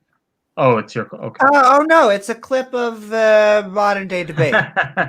Whoa! Oh, It with your took question. me Yeah. like 2 seconds to realize that joke, and now I appreciate it. Okay, give me 1 second, and yeah, that would be hot.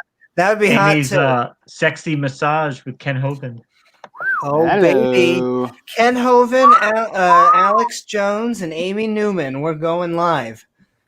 Okay, so That I would think be a this- reality show I would watch. important. I feel like, I like I said, my questions are aimed very specifically, but you can decide for yourself. So here we are. We're Midnight Ranting on NASA covering up a second sun, and here is Rose herself and Carissa, but Rose herself to explain her side. I'm confused. Amy Newman. Go ahead, Rose. I know what you mean, but I just don't agree with you. Next up, Amy Newman says, after show at my channel for Carissa. By the way, I linked Amy Newman in, I think it's pinned at the top. And of I that. love will you, throw that James. after show link in The description. I wanna let you debate's know, linked no at the matter bottom. what side of the debate you take, folks, we are willing to link after shows. So for real, no matter what position you take on this topic, let me know and I can link an after show. Next up, Amy Newman says, question for Carissa. Of what tangible benefit do the world governments have for blocking out a sun? Seems like a waste of time and money. Or I guess that would more so be for Rose. Well, like I said before, I think that when you have all of these amazing minds, like look at Carissa, you are extremely intelligent. You are a beautiful soul. Wow. So let's just say I'm right? Let's say I'm right and they're lying about this. Now you are wasting all of this money and time going to a higher education where they're teaching you something wrong, and your mind is going to be focused on lies when what you could be doing is, focusing on discovering the true nature of reality. And what I haven't said, and this is adding on to it, is that the reason why they want us to be stuck in a prison of Lord of the Rings, Harry Potter, magical bullshit is because we are divine, special human beings. There we go. No, we're not. No, we're not. There's the religious. She would have never said it the whole debate, and I knew it. I know it. It's every time. We are not. Nothing about us is special. I'm sorry. Can we get any more motherfucking woo? Yeah. Than that shit right there. Yeah. Than that shit right there. That should be that clip should be attached and be edited and just say all the woo. Yeah. All the woo. It's all about that woo woo. That's why, so many buzzwords. Crystals. That's what religion does. Yeah. Yeah. And okay, I think she. But I knew it. That's why I asked this specific question, because I don't want to take James off topic. I don't want to just say, are you a flat earther and believe in a second sun because of God? But, you know, I just give them the chance to actually give their answer. And every time they go with God. I didn't say God anywhere in that question. And we're now at divine. Okay. We're just all divine. Was made for us, and that there is potential for us to be something more, to be something higher, to harness what is in our heart, that we know the difference between right and wrong, and that there is more for us here. And I don't know what that looks like, but let me give you an example. Like if cell phones never existed, we would be telepathic by now. Just an example.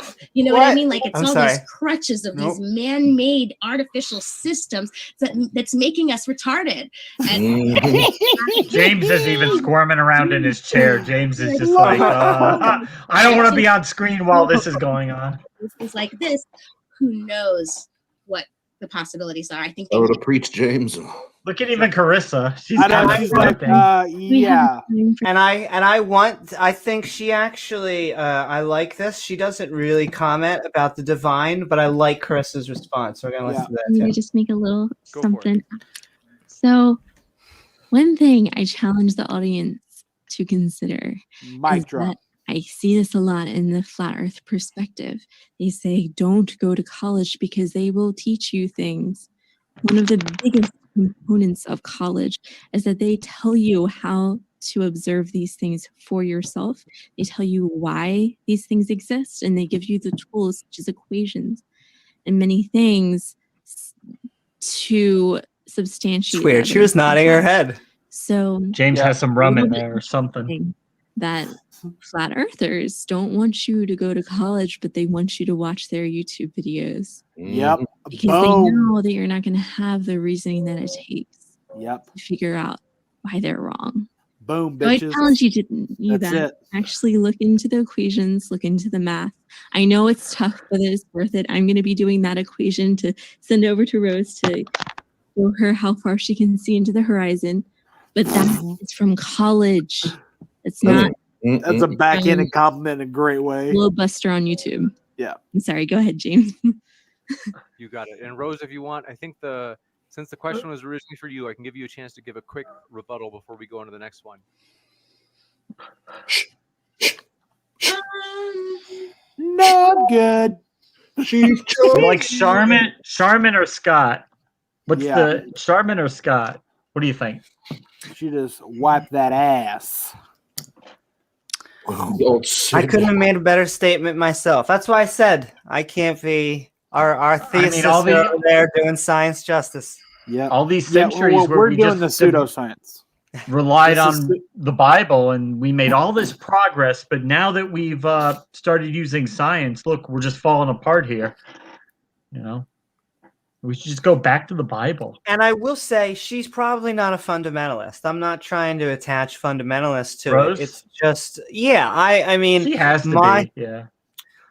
I mean, it's just like flat Earth Aussie. If you're a flat earther. I did the same. I don't want to call it experiment, but I just walk with them, and then eventually he gets back to God. It always goes back to God, and he's not like a super religious, but. Or at least they don't defend it. Just like I don't think Witsit gets it would ever defend religion. I can't take that guy. He's a fundamentalist. No, he makes a lot of religious videos. But there you go. Oh, well, there you go. Does he? Okay. But I just mean that he won't defend it from a religious perspective, even though I believe that is more of an anchor than they will give onto. He had a video about the Antichrist a little while ago. Witsit gets it. What are you talking about? Witsit gets it. Yeah. He's a flat earther. Oh my God. He's one of Nathan Thompson's good buddies. That tells you a lot. So he seriously needs to be like dunked. I mean, he needs to go up against like an actual scientist that like will just go at him. And like, frankly, I can understand being very like cordial in these types of debates, but for certain folks, you know, they need, I mean, I don't know how to put this. Like, they need the throat ripped out in the debate. Yeah. They need somebody to go after them. I mean, like, finish him. Like Ken Hovind, frankly. Like Professor Dave and Ken Hovind, yeah. Yeah, exactly. Or And even Arn Dave, Ra. that's right. It's gonna be a mix because, in my opinion, do you know what I like about Christopher Hitchens? Is that he had this ability to make all of the people, even the theists who entered the room, respect him in an odd way. Mhm. And so it has to be like this: I disagree with you, I like you, and you're still wrong.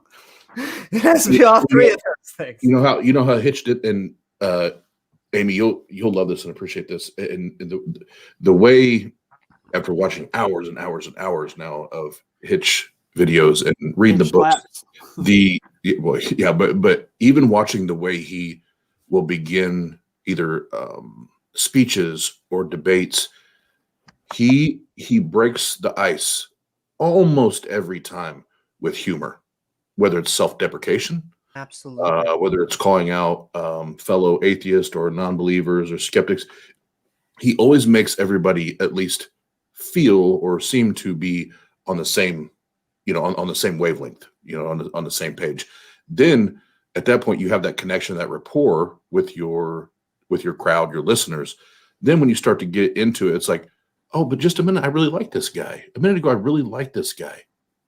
Maybe he does have something to say, and probably most of the people still ended up hating him, but there was probably a group of people through that, and him being able to do that and communicate to a crowd like that made a huge difference. And I don't think there's a lot of people that understand that's an art in and of itself. That's an art to be able to prep an audience to like you, even though they disagree with what they already know is your position, especially when it comes to religion and faith and a God claim. Like the opposite of what Ken Hovind does. And I will say, Jason, I do think that you need someone to go. You do need someone to at least challenge the ideas and ask tough questions. Yeah, I agree. Because I think. I mean, I totally agree. And granted, remember, like the Hitchin types of debates, they're more formal debates. Right. They're with folks that they're already respected. They both come into it are like, I have respect for you. I totally disagree with your opinion, and I'm going to be very vocal about that. But I'm not going to interrupt you. I'm going, you have a position. I respect that. I'm going to call you out on it. And then we can have a debate about that. But when we get into these kind of like blood sports where people are over talking and calling each other names, there's a real tactic to being able to be like extremely articulate on a particular position, be very vocal in your position and stand your ground, be respectful. But in like with Ken Hovind, you have to be respectful and go at him and dunk on him. But at the same time, you can't call them names. You just have to be like, that's ridiculous. Nobody believes that. That's total scientific consensus. You have to call him exactly out when he uses his tactics. Well, one of the things I hate that he does is that he flips through slides of things that are attempting to refute what you're saying while you're talking. I'd be like, you can't be doing that. That's just low. That's a low blow. It has to be both. We have to not be assholes, but we have to also not be picked on. Do that. Somebody who would do that. It was unpleasant, to say the least. Yeah, I don't like that. It's a disingenuous interlocutor technique. So, but whatever, man. Look, I mean, but not to. I mean, I don't want to bring up his history, but he has a horrible history. He went to jail for 10 years. He's a tax evasion. Paid all my taxes. I didn't know who you were talking. This is how sad it is. I didn't know who you were talking about. And the moment you said tax evasion, I went, oh, they're talking about Ken. I'm sorry, Ken, baby. Structuring. It's a stupid law, ridiculous law. I'm sorry. I don't want to. I'm sorry about that. No, but to Jason's point, because we were talking about Hitch, and Hitch would be like the top of the mountain example. So just to provide clarity, there is a huge difference between like you said, Jason, where you're at the top of the mountain, you're at the pinnacle, and those people, whether they agree or disagree, they still respect the time you've put in, the academic efforts, and all of that. So that is a different argument. Right. When we're talking about the Kent Hovins, and then there's tons that we can put in that same conversation. They're to steal from the Bible. There is a time and a place for everything, right? There's a season for everything, and I believe that there are people that need to have a conversation with a Kent Hovind or the other gentleman we just talked about, where you go in and you're not nasty, you're not ugly, and you don't stoop to their level of dishonesty or personal attacks, but the assertiveness and the aggressiveness, like, no, you're not going to talk over me, and you're definitely not going to try to misrepresent my position. This is what time it is, and when I'm done speaking, then you can speak. But until then, this is my turn.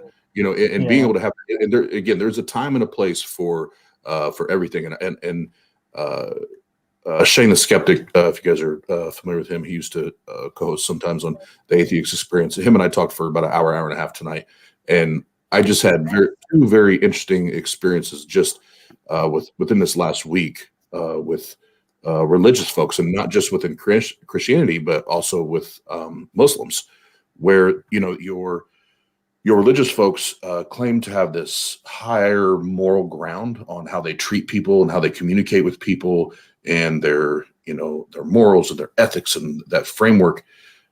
But I have two examples just this week that I went into the quote unquote lion's den, where I was going, like with the Christians. I went to a live stream. I was the atheist, and there were 7 fundamentalist Christians. Then I went into another situation, the same thing with Muslims. And I told them, you guys can ask me anything you want. I may not have all the answers, but you can ask me everything you want, and I'll give you the most honest answer I can. And if not, I'll go back to the drawing board and see what the best answer is, and I'll come back. Within 5 or 6 questions, they didn't like my answers or didn't like how I was answering the questions. Yep. And I literally got attacked and got shit on and told that I was a reprobate. I was an apostate. Stupid. I'm an idiot. How could you not? And the whole time, and the one I had to piece out on my own. I'm like, I'm not. Really? This is a waste of my time. This is a waste of my time, because I came in here. There's 7 of you. There's 7 of you adults, and I came in here to have a peaceful conversation and to show you guys that there are atheists that exist that want to come and have mature, responsible dialogue and discourse, and it not get ugly and not get nasty. And guess what? It wasn't me. It wasn't me. I'm not the devil. You guys, because you didn't get what you wanted out of it, decided you wanted to shit on everything. Yeah. And that's where we do as atheists. We be as the best humanists that we can be, but still defend our position, but also know when it's time to just peace out. Yeah. Because that says more than anything, where it's like, and I made sure I said it, I've done everything I can do here to be productive. I've done everything I can do here to be respectful. And I am not getting that. You're not reciprocating that. Yeah. So I want the best for you guys, and I hope you have the best in life. I'm out. Like Aaron Ra when he left the debate with Nathan Thompson, where he just said, I'm out of here. Yeah. Yeah. I did the same thing in John Maddox's stream last week. And once they figured out that I was an agnostic atheist, it was 7 questions at one time. Yeah, of course. And it's like, hold on. I'm like, ask me whatever you want, and we'll go from there. Well, you're an agnostic, you're not an atheist, about this all bullshit. It's like, okay. But and then Maddox says, well, did you watch my debate against Randolph? And I said, yeah, you were fundamentally wrong about most everything. I said, Randolph made it plain and simple what he was saying, and you refused to listen. Oh, you're going to go against Stanford? No, that's not what I said, John. That's not what I said. Randolph wants to and then now all of a sudden, because I'm an atheist agnostic, they said, well, you believe in a multiverse? And I was like, what are you talking about? I don't even know what that means. Well, you have to believe in a multiverse if you're an atheist because you deny God. Okay, great. What do you say to that? No, here's what you say. That has nothing to do with atheism. That has nothing to do with my having an absence of belief. and a God, and that's what the Christian channel is on, and it's on my Facebook page. The part of the clip, and the guy literally told me, the owner of the channel, he was like, "You are a reprobate, and there is no hope. There's no hope for you, and God will, even if you wanted to come back to God, He wouldn't allow you." And can I just say, heard the that same shit shit. pisses me so off. I mean, this is what I say to, it doesn't matter if you're Jewish, Muslim, or Christian, it's a theism thing. And this stuff, so I hate that they turn around and they say, sin, sin, sin. You just want to sin. All you want to do is sin. That's what you just want to go. So you'd be sinning anyway.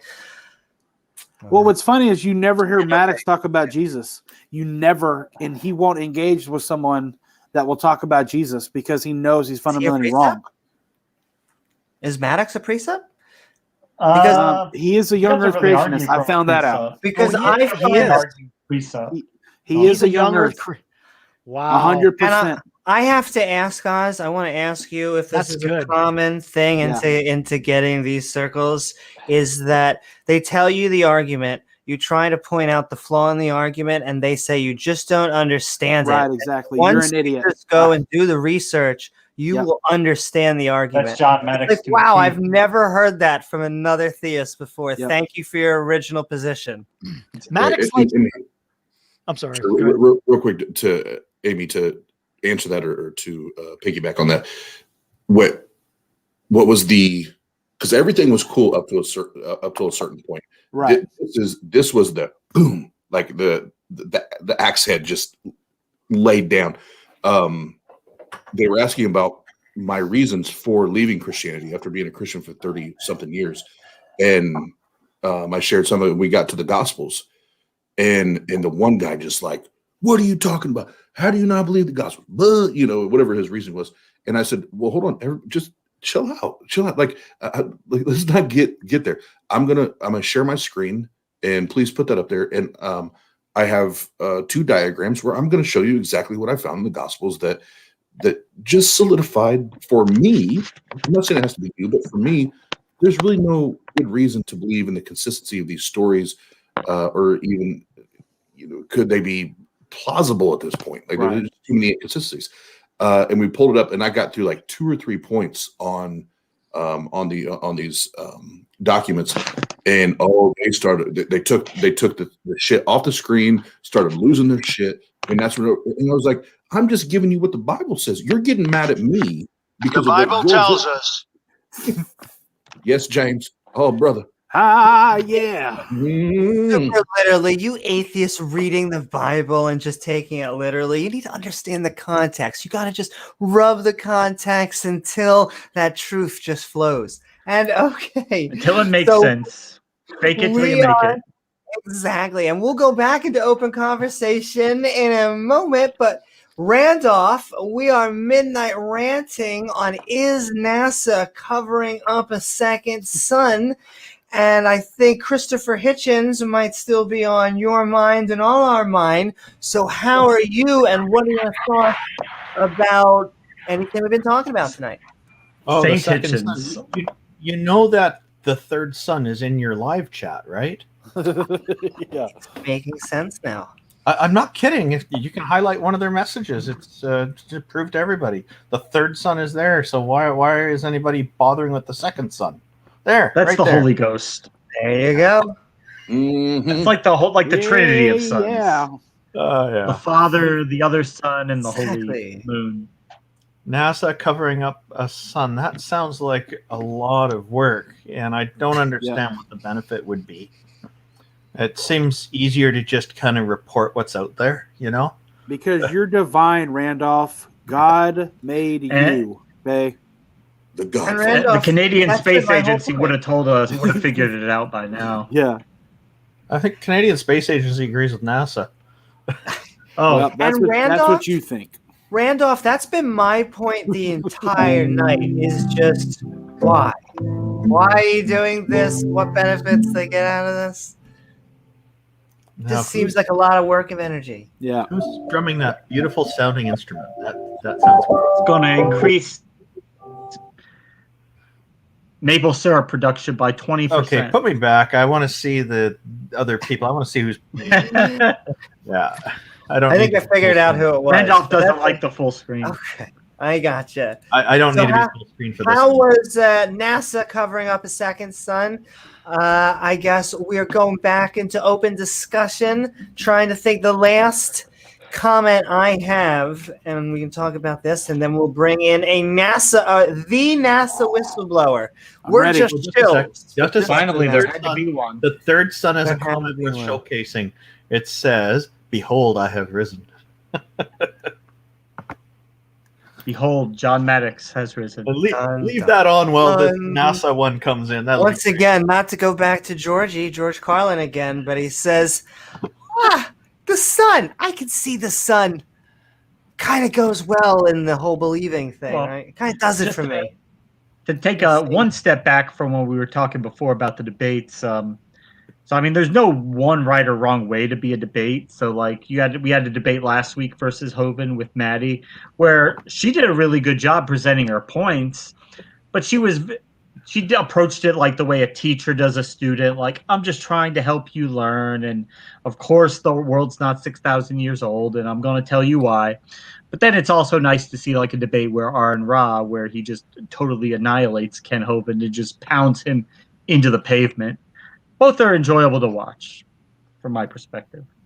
Christopher Hitchens was a wordsmith, and he was so eloquent. It was just such a joy to listen to him, and he mixed the right amount of humor in with his debating style that left me feeling that he was probably one of the greatest debaters in world history. He was Probably. amazing to watch. Yeah. And okay, I'm gonna. I miss all his stuff. I didn't learn about Christopher Hitchens early on, like most people in the atheism communities did, because I was a little bit disconnected from all of that, and it was because I was busy with other things, raising family and all this. And then when I see all this stuff, it all comes at me really fast because there's just so much content out there. It's like, where have I been for the last 10 years? Missing all of this. And it was such a delight. And I feel that he passed away at a very young age for what he was capable of bringing to the world. Obviously, divine intervention there. God had to get rid of him. Amen. I guess that you've been listening to his brother Peter. I know. If Yeah. you're talking like that. Is he is his brother a theist? Yeah, his Yeah, brother's a Christian. They've Yeah. actually done a Oh. debate, Hitchens versus Hitchens debate.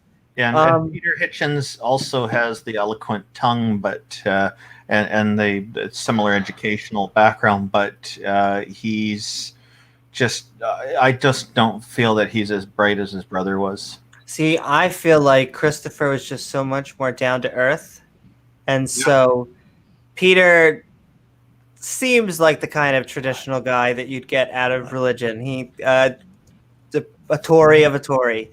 And Christopher just had an amazing pack to go anywhere and win everybody over, even if you disagreed with him. And not only was Christopher Hitchens down to earth, he's also been all over the earth. He's well traveled. Exactly. And okay, I have one last thing to say, and then I'm going to bring in NASA whistleblower. Oh, and I see just Atheist Junior. So now we have two. But I just wanted to bring up the. Actually, you know what? Maybe I should bring in NASA whistleblower to keep you on the edge of your seat. Exactly. Randall said, "Is it a wet or a dry whistle?" Oh, baby. He had an answer for that. He or she had an answer for that. And okay, NASA whistleblower, we are Midnight Ranting on is your organization. Oh, wait, I guess a whistleblower, it's not your organization. It's like the opposite. Okay, I beat my own punchline up. Boom, boom, boom. Is it organized? We are Midnight. Yeah, some days.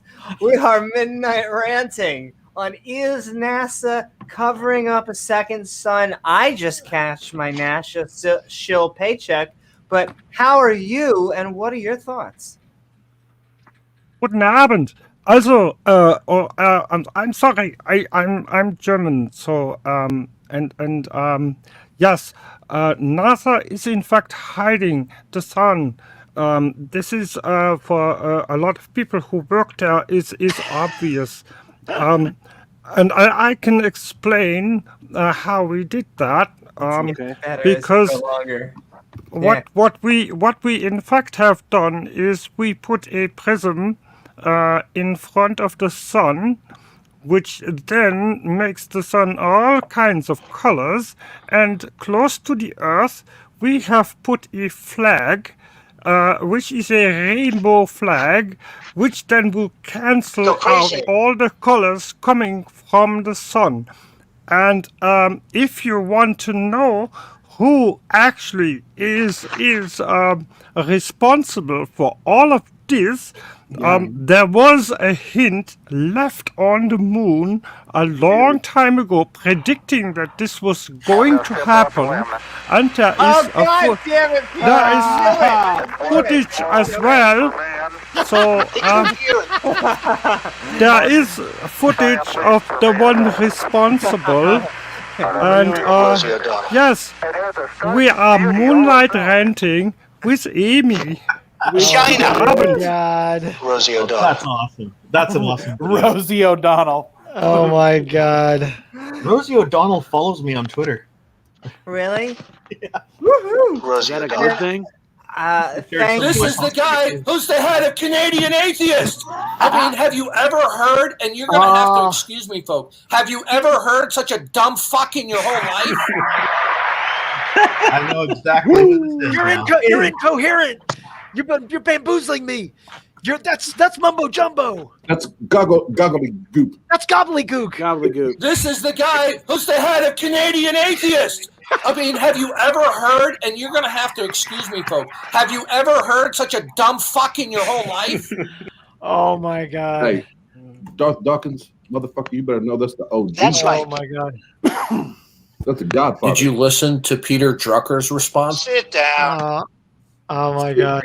I was just waiting for the Darth comment to come up. God doesn't exist. That was good. God doesn't exist. You had me going, Peter.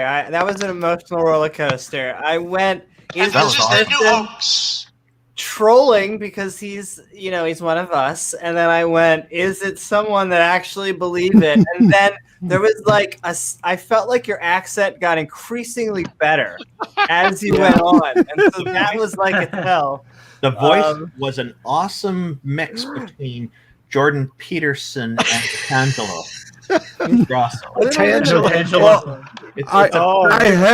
I have been talking to Otangelo quite a bit on Jefferson Spatchcock's channel earlier. Why? And Amy, I'm glad to tell you that Otangelo will convey the message that you would like to have a conversation with Darth Dawkins. I did talk to Darth myself, but he didn't want to talk to me, and I was booted from the channel, so I didn't get to ask the question. I want to be excited for that, but I bet the feeling that Darth is going to take that as a request for me to join his atheism helpline. I'm also talking to a microphone, doesn't work, but yes.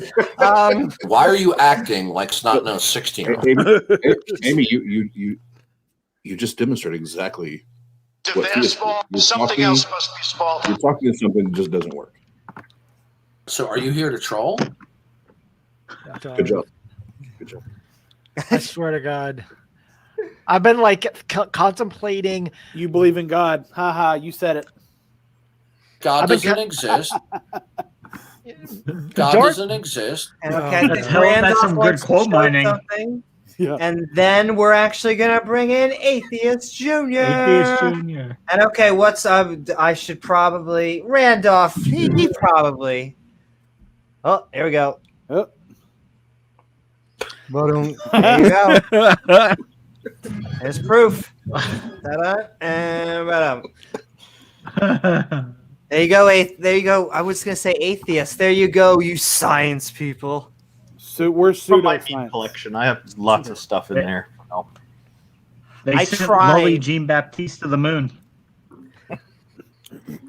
I was hoping Leo would come on because I just saw him. Round two.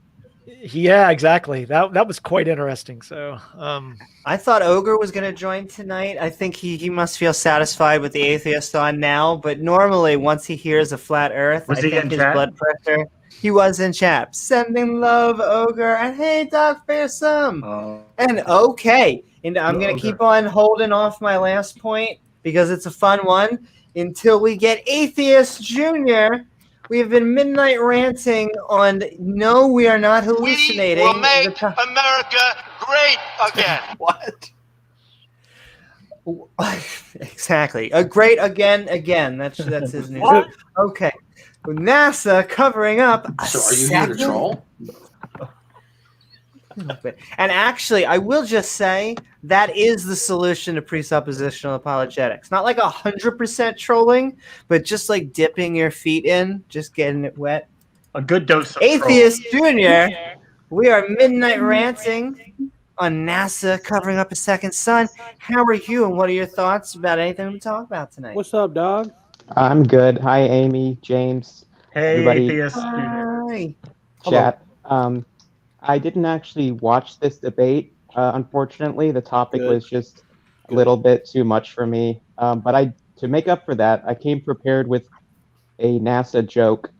What is the difference between NASA and religion? What? NASA takes you into space, but religion just takes you through the Twin Towers. Yeah. There's truth to that. Christopher Hitchens would have appreciated that, I'm sure. I love collecting that stuff for general theism, because the one thing that they didn't want to defend in my anti-theism debate was the Christians defending, I would say the bads of their own and then others. They were like, Islam, this is it's an anti-theist debate. Okay, but that's still not fair. I'm sorry. Yeah, Back to you, Atheist Junior. I actually felt like Amy yesterday because I did a live stream. The reason why I'm not letting you finish because you're fast talking. That ended up being 4 hours long. And Maddox actually came on my live stream. Kinky. He was there. That's Amy, stop it. Sorry. And I had a couple people on, and I'm also kind of happy to announce that my debate with Kent Hovind is officially confirmed for this next Friday. Snap. Oh, congratulations. Next Friday at 7. It's going to be on Standing for Truth channel. So that guy. Yeah, but he came on my stream yesterday. Well, Modern Day Debate, I talked to James, and James has another debate that night, so he couldn't host a debate. And I didn't want it to be on Kent's channel. Yeah. Oh, you could have had it on my channel. Yeah, Tart's really well set up for debates. You should always consider Tart for doing debates as well. And just to be redundant, like I love SFT, whatever, but once again, the names of just going Standing for Truth. Oh, I agree. It's just always a red flag. It doesn't always mean that your topic is full of nonsense, but it's always just a red flag when I see, that type of term. A lot of flat earthers with the name Truth in their channel. Yes. Too. Yeah. It's the truth, Amy. A lot of Christians as well. Yeah, if you search Truth on YouTube, you'll find a lot of probably pseudoscience, 9/11 flat truth. Earth, and 9/11 truthers. Was a part-time job. Remember, folks. All right. Thanks, Amy. That's comedy gold, Amy. Yeah. Yep, I think that's an oldie. That's not mine, but yes. But yeah, okay. So thank you so much, Atheist Junior.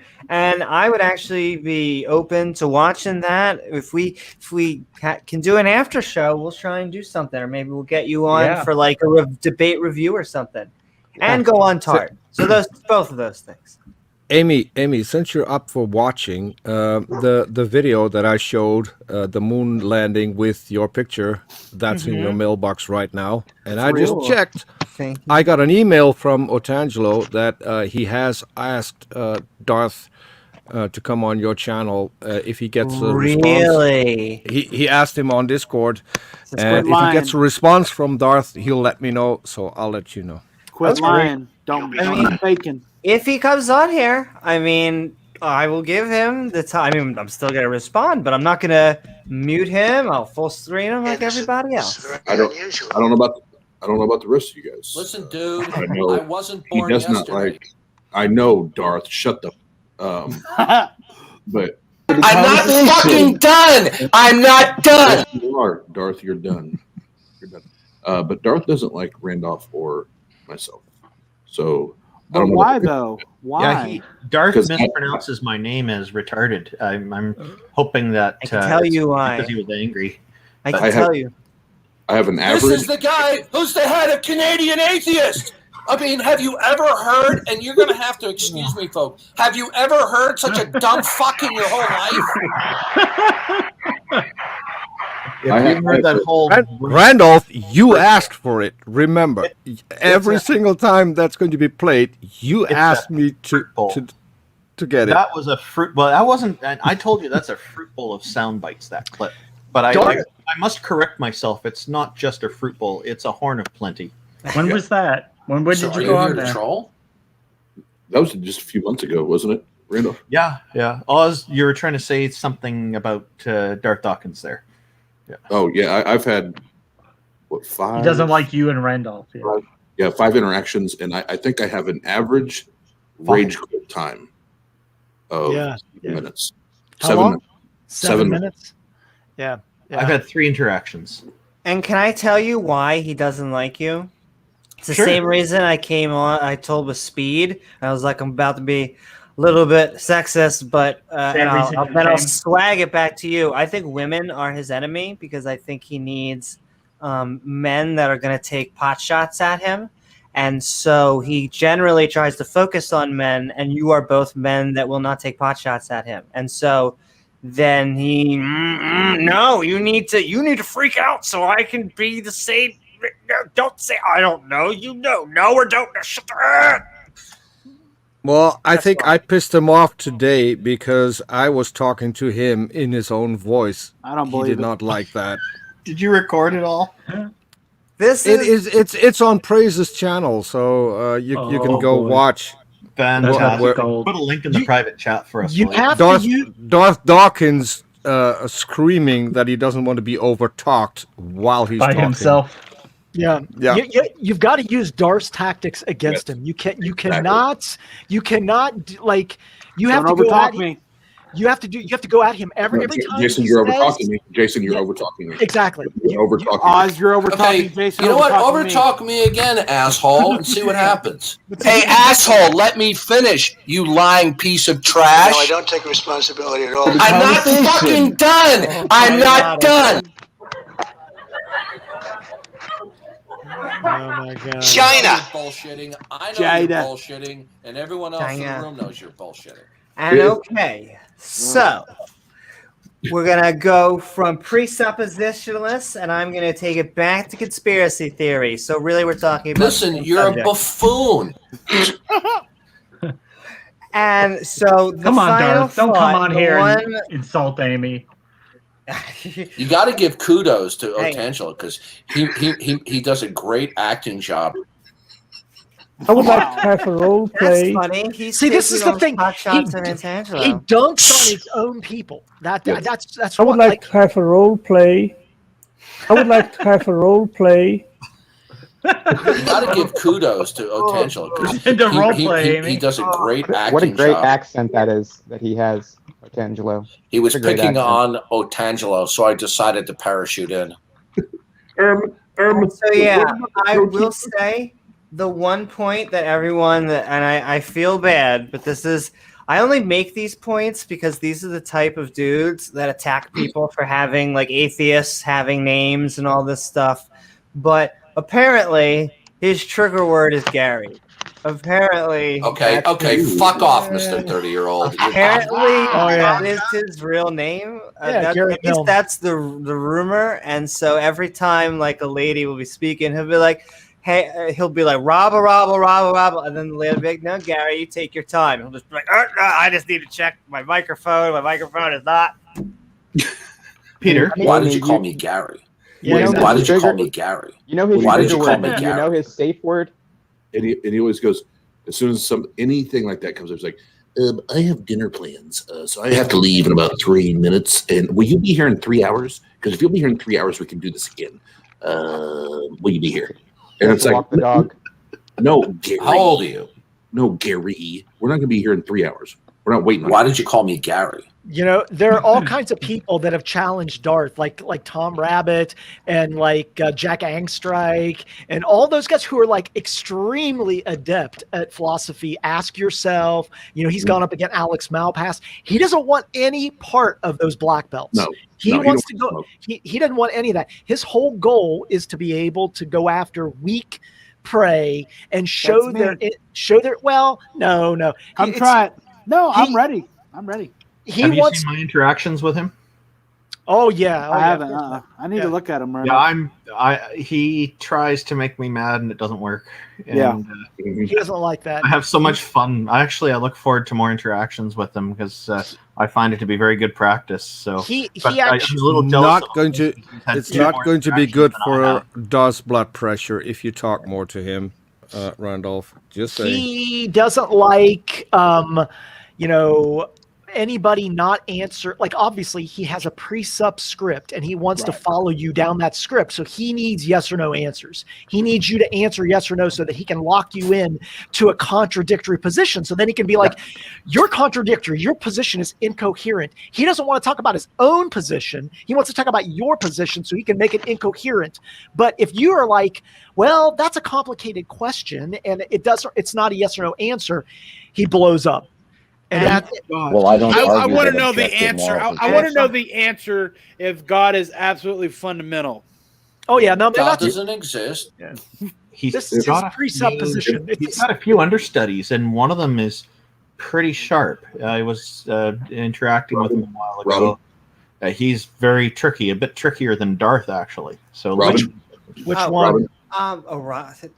Parakeet or Matone Loke or Robin's the new one. Robin's super sharp. It might be sharp. It might be Robin. I think it might be. I'm not sure though. And I just want to add on to what Jason said. It's not just a script; it's a logic flow, just like you're doing programming. Yeah. And it's just that's why he's made it so you have to do yes or no. So, because in programming, sure, the computer doesn't go, do I want to? No, it's a random number generator, but we don't work like that. And he's also forcing us. We are not a logic flow, and as skeptics, we're not supposed to accept things until we have an answer. In debate, that's called limiting the scope of your options. Yeah, and that's where I go up against him, and we end up having problems. And like he tried to. He claimed something with a true dichotomy, and I pointed out why it wasn't, and he didn't accept it. So go ahead, Oz. No, you're good. I was going to say that there's if I know I want him just to tap out quickly because I don't want to waste much time, I just go to no, Darth, we all know your shtick. Before we go down the damn script, I need you to demonstrate that your God that you're presupposing exists. And I don't care if it's the Christian God, the Muslim God, the Buddhist God. I really don't give a goddamn which God it is. I just God doesn't exist. that God exists. Then we can do it. God doesn't exist. He goes to definitions then, though, doesn't he? Yeah. What's that? He goes to definitions right now. now. God has revealed himself. Here's what he says to me now. The last three interactions. Oz, you do this every time. This is your shtick. You want to talk about a God claim? I'm not talking about a God claim. I'm talking about how God doesn't exist. How do you defend your atheism? Yeah, exactly. And Oz, do you know that statement? That is what pisses every atheist off. We'll make fun of Ken Hovind, and he's dishonest for other reasons, but he's at least giving what his actual beliefs are. These presups, they're basically, their beliefs are over here, and they're like, no, let's talk about this. Let's talk about this. Yep. And so I don't argue that objective morals exist. So every time that they say, we didn't say God, it's going to come off as dishonest. They literally making themselves look worse every time they say, well, I didn't say God. I didn't say God. I don't argue that objective morals exist. Did you try? God does not have morality. Did you try responding to him that it's not your shtick, it's just your script? Well, I laughed at him. I laughed out loud the last time he said it. I was like, Darth, of all people on the internet that are going to talk about a shtick, it's you? You're going to accuse me of having a shtick? So here's what we're going to do, Darth. Again, demonstrate that your God exists, or else everything you've set up to this point and ever on the interwebs is invalid, it's ludicrous, and it's dumb. So until God you can doesn't exist. And that's when he rage quits. As soon as I tell him it's invalid, it's incoherent, and it's dumb for him to even do that. The last one he told me I was dumb, stupid, retarded, and an idiot. And then But see, that's all he can do. I mean, he's not a real philosopher. He's a play philosopher. He's just a troublemaker. He's running off the Van Tillian presuppositionalist arguments. He can't. He couldn't really have a very strong philosophical discussion on that topic. If you've ever, there's a set of debates by Martin and Frame, the Martin Frame debates, where they talk about the transcendental argument for the existence of God. And Martin comes up with what's called the transcendental argument for the non-existence of God. And he philosophically goes through all the contradictions between contingency and necessity. It's very detailed. And somebody like Alex Malpass has gone up against Darth and has made his agnosticism is de facto atheism. Can I interrupt you, Jason? Because I did that on. No, don't be sorry. I want to piggyback off what you said. Yeah, I did that exact same thing in SJ's channel, SJ Thompson. I've only met her a few times, but I went in there and she was doing. I forget what the argument was. It was like facts exist. Basically, facts exist. Therefore God. Right. And I was just basically turning that around and using her syllogism and going, facts exist, therefore no God. Thank you. And I basically was like, thank you, SJ, for giving me such a argument that I can now use. And it kind of went over her head, and she highlighted my comment, and she was like, "Oh my God, Avi she's gonna be using my technique," and I was just like, "God damn it, I can't even go on." Oh, the question Darth will always ask you is, what is your ultimate foundation for everything that is possible and impossible? Yeah. I'm answering that my ultimate foundation is reality. Right. And that is the foundation that his God is dependent on, because he either exists or he doesn't. If he exists, he's part of reality. He has to depend on reality. Right. If he doesn't depend on reality, he doesn't exist. We're done. I heard somebody give that answer, reality, and Darth said, I don't know what that is. Yeah. I mean, he would say, is reality ultimate? And how do you know reality is ultimate? And have you ever seen any? Because that's all I've observed. That's what I told him on one of them. My reality. I think, therefore I am. That's all I can do is observe what I've experienced and what I've seen, and that is my reality. And if your God is not in that, that's not my fault. That's your God's fault for not including him in that reality. And so for the Darth, because the Darth conversation is very simple. You either cut it off at what we talked about earlier, or the other thing that I've done. I think it was 1 or 2 times that we spoke, and Pine Creek fucking nailed him. Yeah, nailed him on this shit. Was let's talk about Jesus. Exactly, to bring up Jesus. Same with Maddox. Same with Maddox. And this is one thing that all the philosophical mumbo jumbo, I could put a decent argument against that. But if we actually want to get into the Bible in regards to Darth, I'll run circles around Darth when it comes to Jesus and who Jesus is and he hates it. He does not want anything to do with that conversation. And it's like, but I thought you were a Christian. I thought you were a Christian though. Like Jesus is there's no way to the Father. There's no way to get to heaven but through Jesus. So why would we not talk about Jesus first? Why is that not the first thing that we talk about? So there's that part of it. But Bird, before now I shut the fuck up, I have something just for you tonight. Yeah. I was in my prayer closet tonight, and I was praying, bro. I was praying for you, brother, and the Lord just put it on my heart. Okay, I'm listening. And the Spirit told me to make sure you hear this tonight. All right, I'm ready. And my body is ready.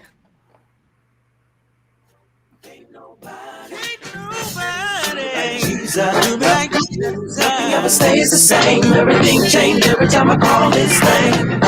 Lord, I wonder. So awesome, dude. So great.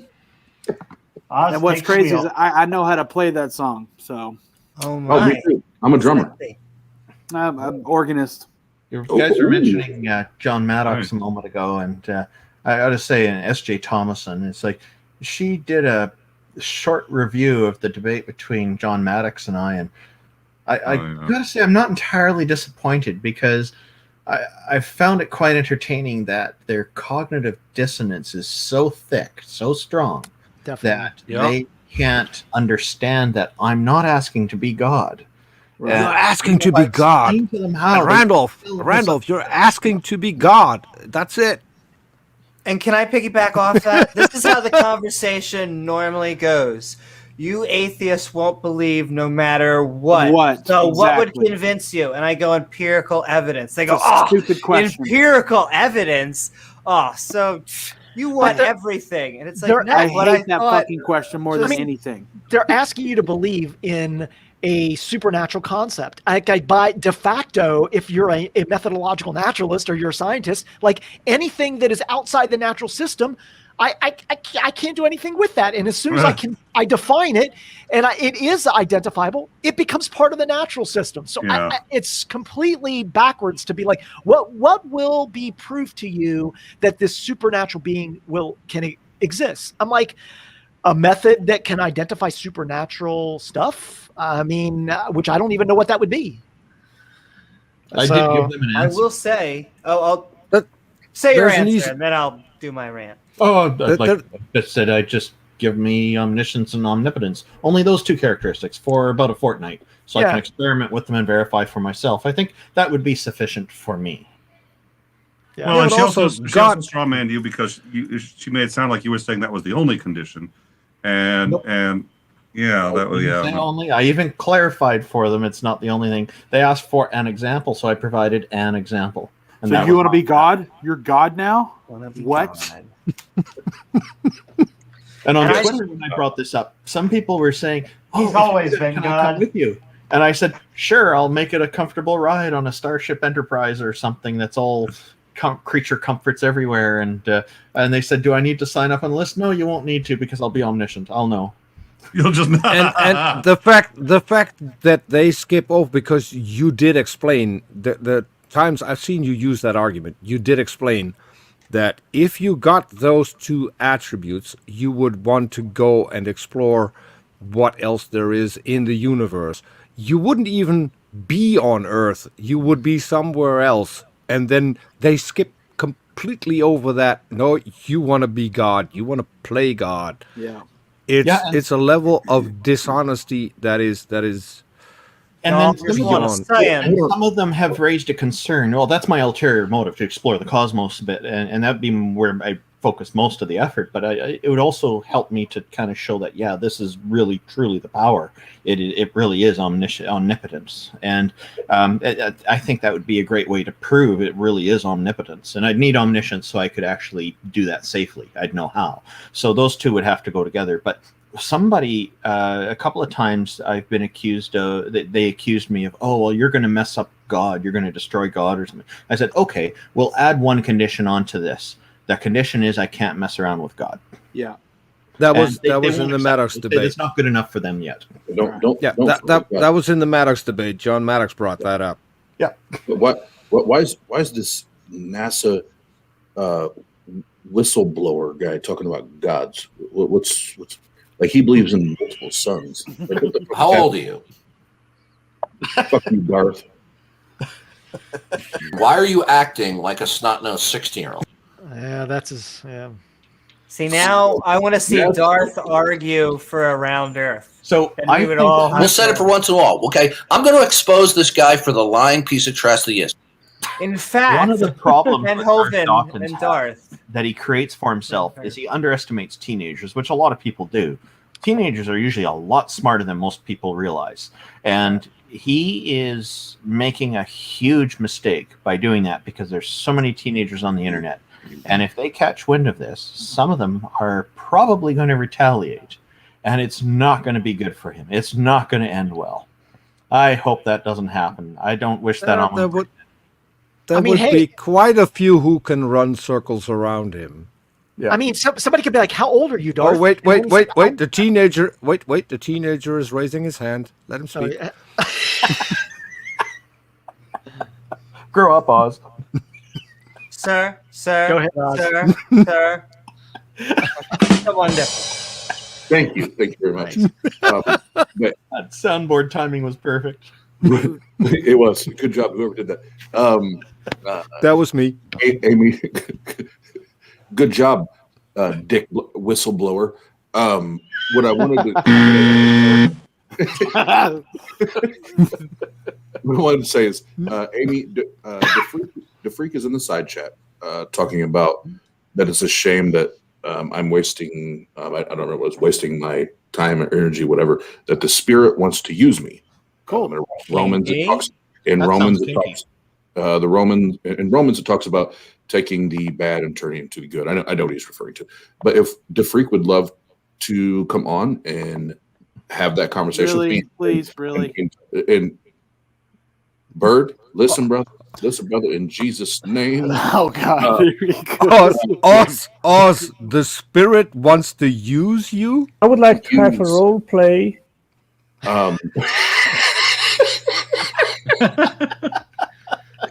It's a great tangent.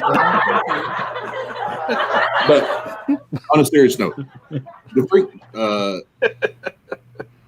if you think that or there's potential there, being a proper skeptic, I want to know more true things than not. So if you are talking to a spirit or you are sensing a spirit that's telling you those things, let's have that conversation, because I haven't and I'm not.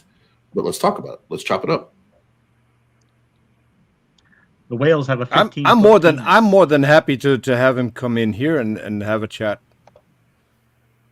Just saying. I mean, he's afraid. And by the way, last episode. And by the way, the soundbite, Otangelo's soundbite about the role play, I did use that against him tonight, and he wasn't offended. Makes him a little bit better than Darth Dawkins. Oh, Otangelo's very easygoing with stuff like that. Yep. And I have to add, for people who haven't seen it, Otangelo went against Darth Dawkins, criticized him live on air on Praise's stream, and all of the Christians were bashing him for it. Lies. And about that's why he left. That's why he left, and he joined Jefferson Spatchcock's channel. Jefferson and his brother Jay are trolls. I've dealt with them before. Yeah, shut up. But he went on Jefferson's channel, and we had a great conversation there. So what was if Otangelo saying anyone about Darth? still that Darth should give people more time to answer when he asks a question. No shit. And if people ask him to clarify a question, that he should clarify the question, not just re-ask it. The reason Darth doesn't give people time is because he can foresee the threat to his argument, and he's trying to shut it. Yeah. Yes, but the fact that Otangelo stood up, not only to Darth, but to pretty much every Christian in that room, Praise, Gavin, the Will, the 15-year-old troll that's also in control on Praise's channel, he went up against every one of them and said that they were harming the case.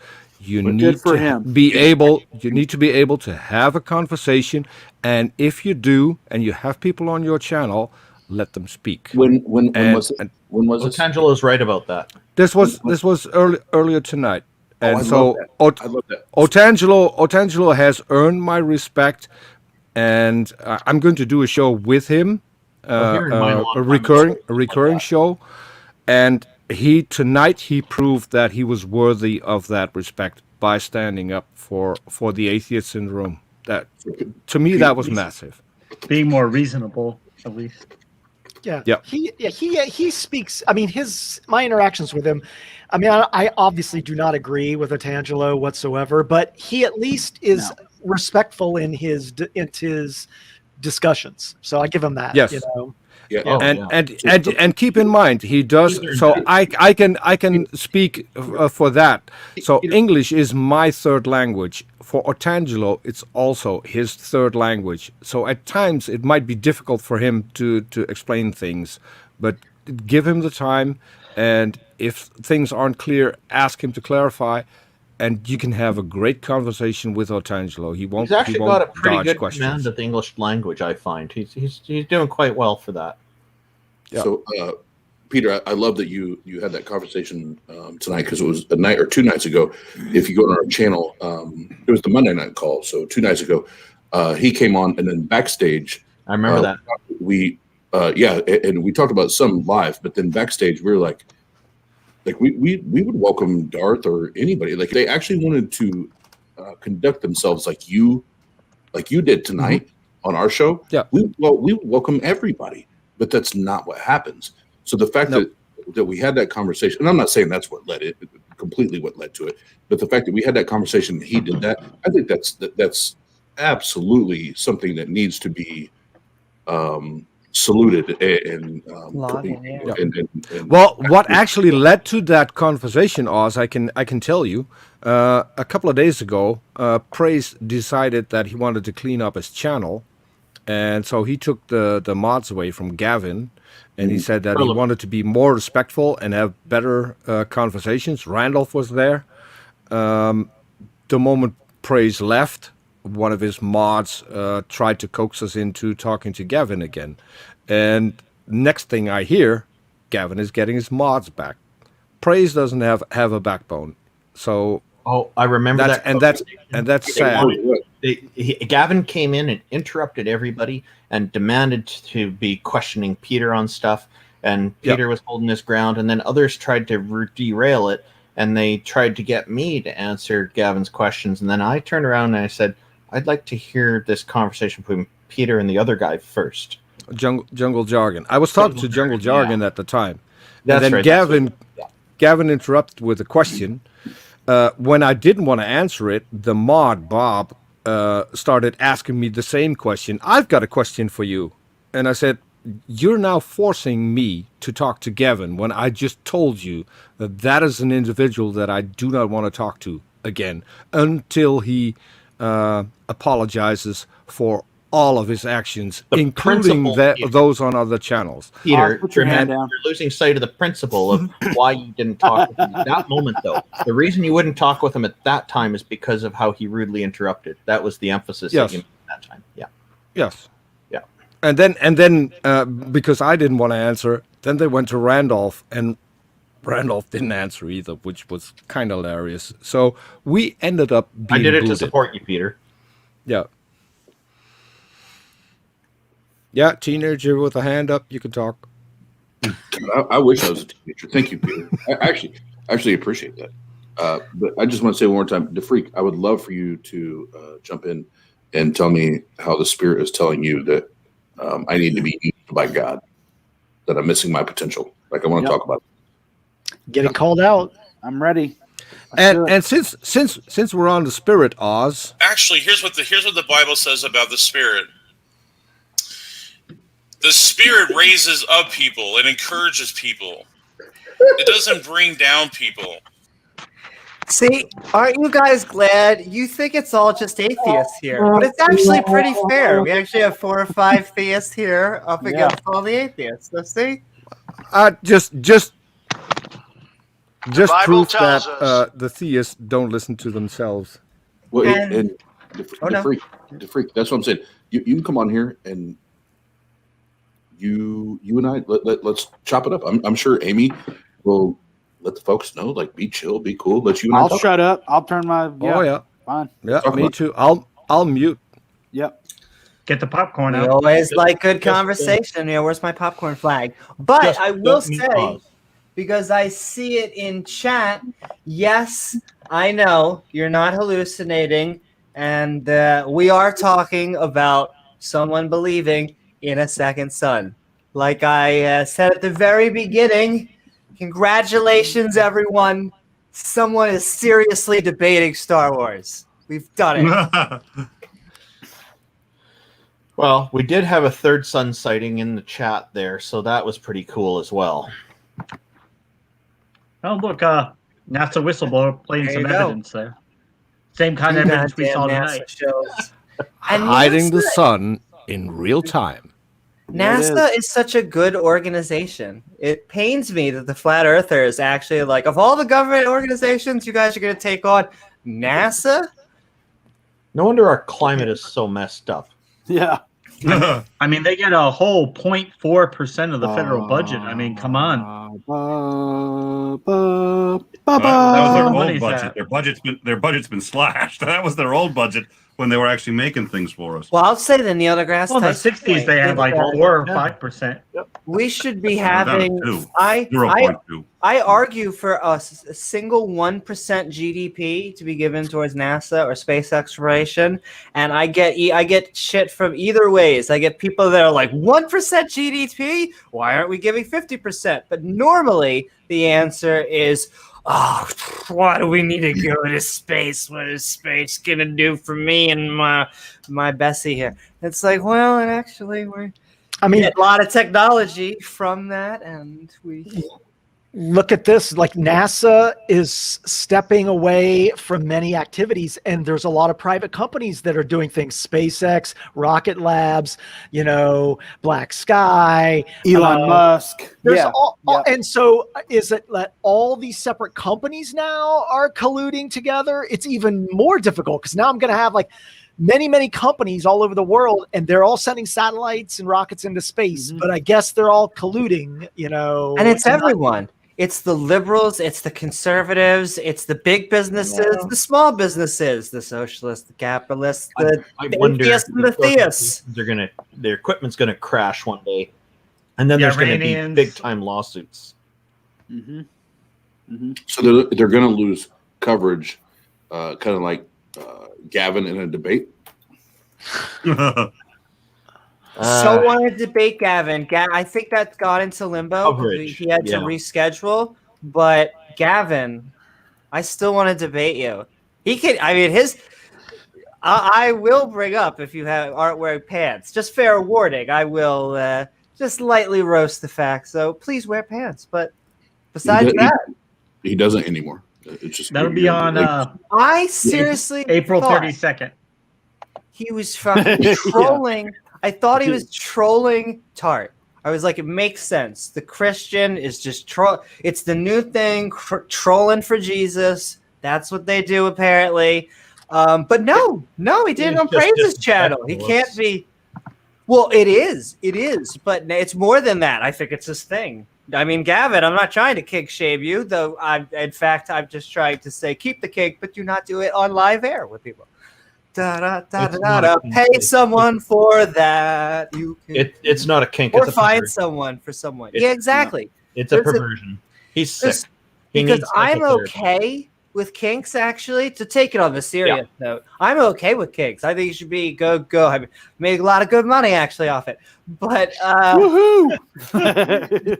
But there's a difference. To take it back is just this is you're coming into someone's house. Basically, in doing this, and so, and at least if you're gonna do that, you should, both people involved should be into that. That's all I'm saying. It became it was totally unexpected. It's my father's house. Oh. Hey, Amy, I have an announcement. I'd like to show you my my space probe.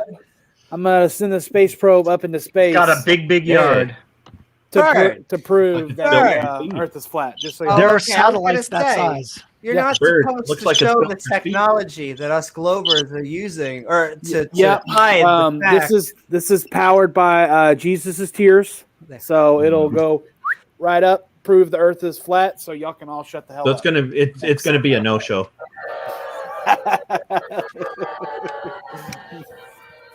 And okay, so I had one final comment to I wrote down, and then we'll start our outros. which was, and I'm paraphrasing, it's basically why do you want, why the second sun, the flat earth, the dinosaurs aren't Black fake. hole sun. All the stuff won't that you she believes, come? as sweetheart as she is, and she was very serious when she said this, but it is the chains of slavery of the governments around us. That is why specifically that it is. And so, what do you guys think? Are you enslaved into thinking of one world? Is the New World Order making us believe there's only one sun and it's round, even though all the other objects in the night sky are randomly round for some reason? Mm-hmm. Well, And it would be so- the devil at the top of it, you know, the round earth devil. And I guess that is the question I'm going to start to put in everyone's mind as we start and move into...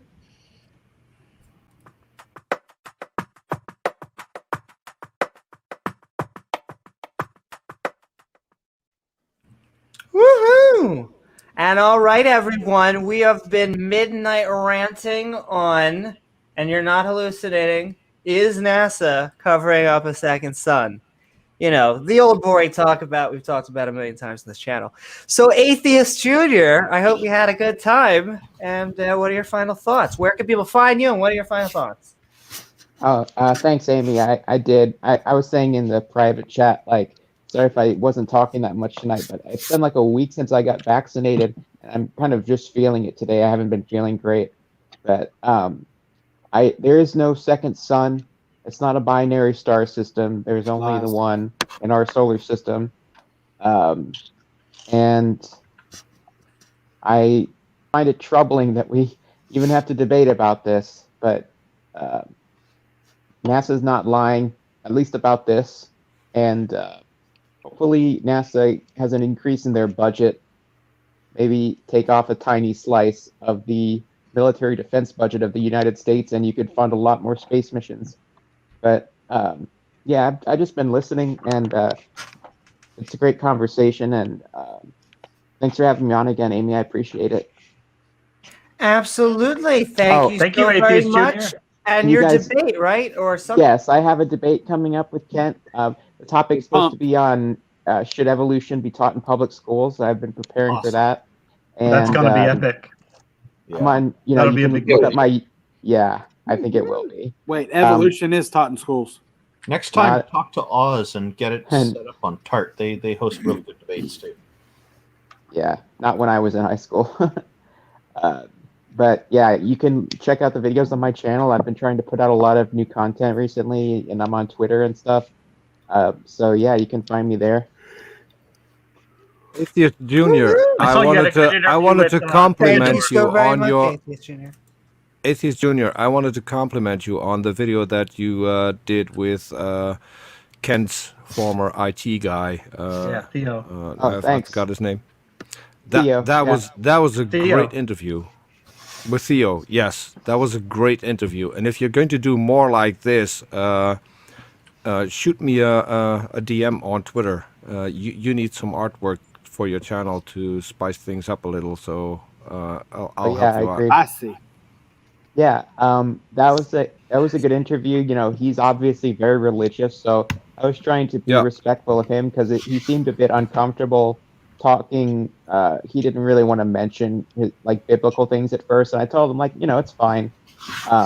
But you know, when I texted him, He was trying to be ask him- respectful too, you know. yeah, he said that, you know, normally he says no to people asking about interviews about Kent, but he would do it in this case. So I definitely appreciated him coming on, and he's been really nice. So it was a good interview.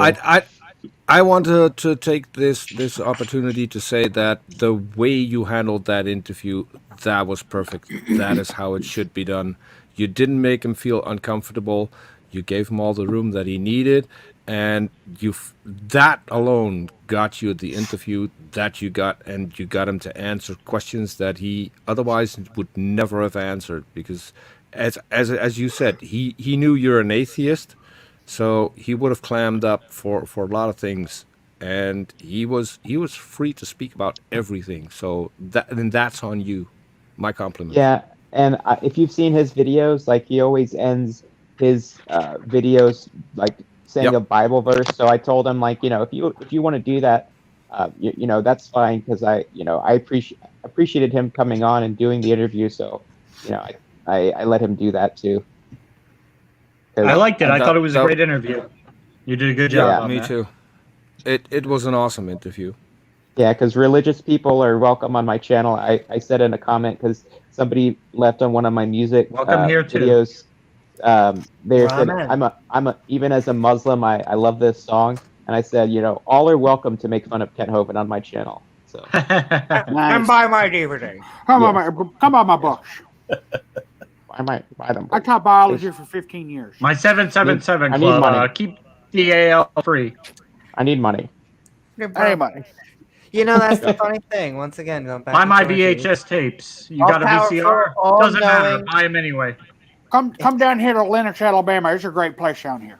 The Kent ain't right, I tell you what. On day 2, I'll put you to work now. You stay one day. On day 2, you're working. Second 2. And okay, we're moving. What? Sorry, just real quick question. Did Atheist Junior just say they're Muslim? No, I said somebody left a comment on one of my songs I did that says, even as a Muslim, I love this.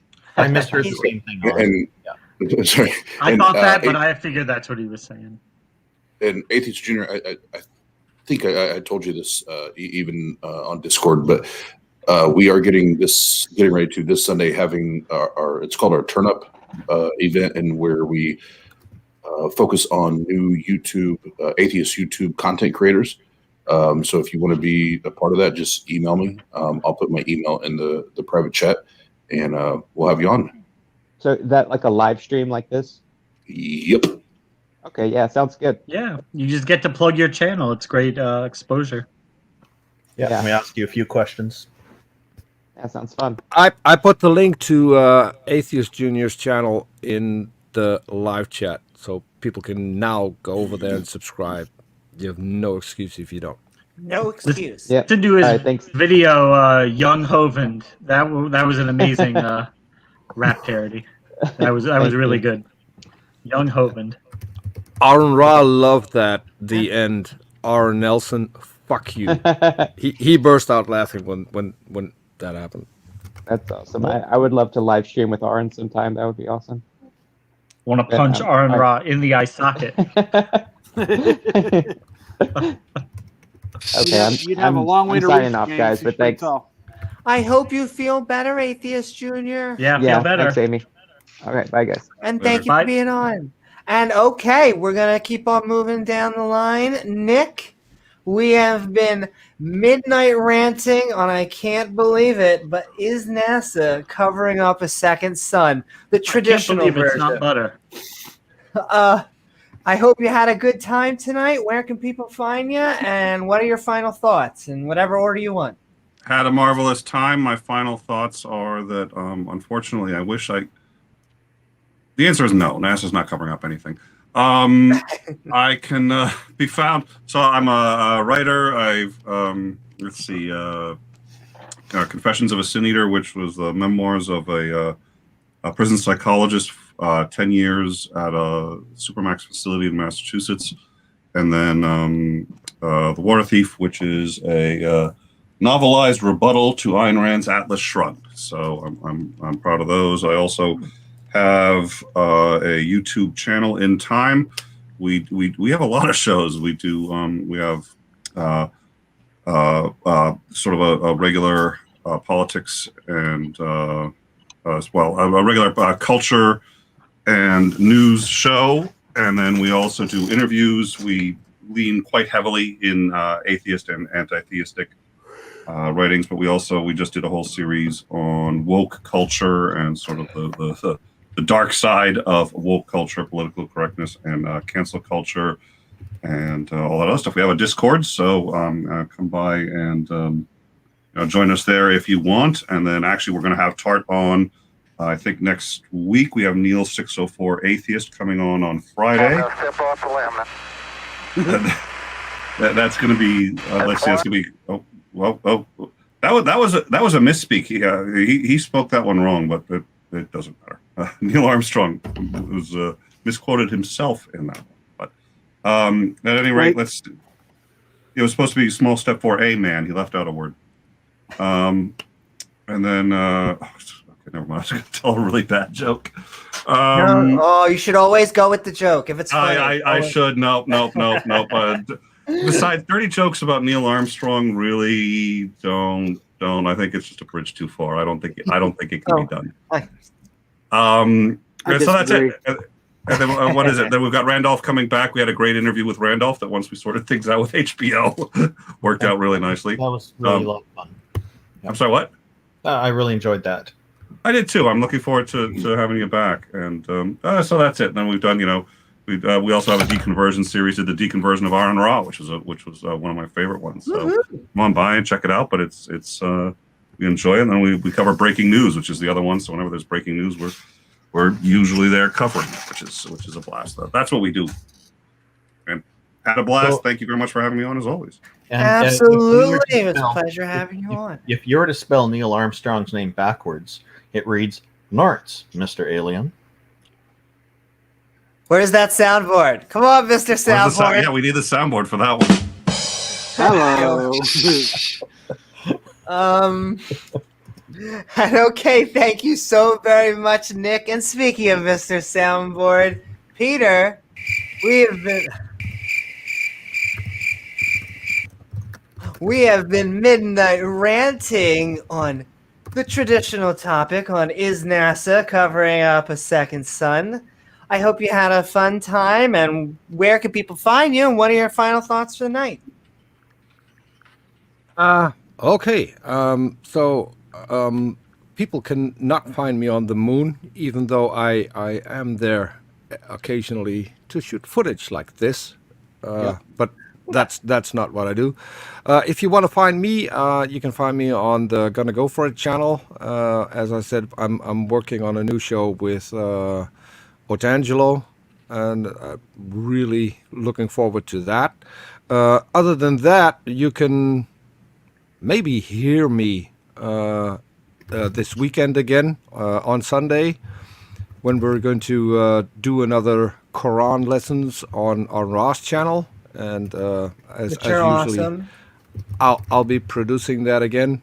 Hopefully, I'm not the only one in the monitoring the side chat, because the last one was quite a lively one with two Muslim apologists in there who behavior wasn't great. We did have a conversation with one of them after the show, and that was a lot better. And I hope I tried to convince him that maybe adopting a different demeanor that would be very helpful to the conversation. So I'm not sure if they're going to come back, but we'll wait and see. It's always lively when they come back, and then the show goes on for 4-5 hours. So.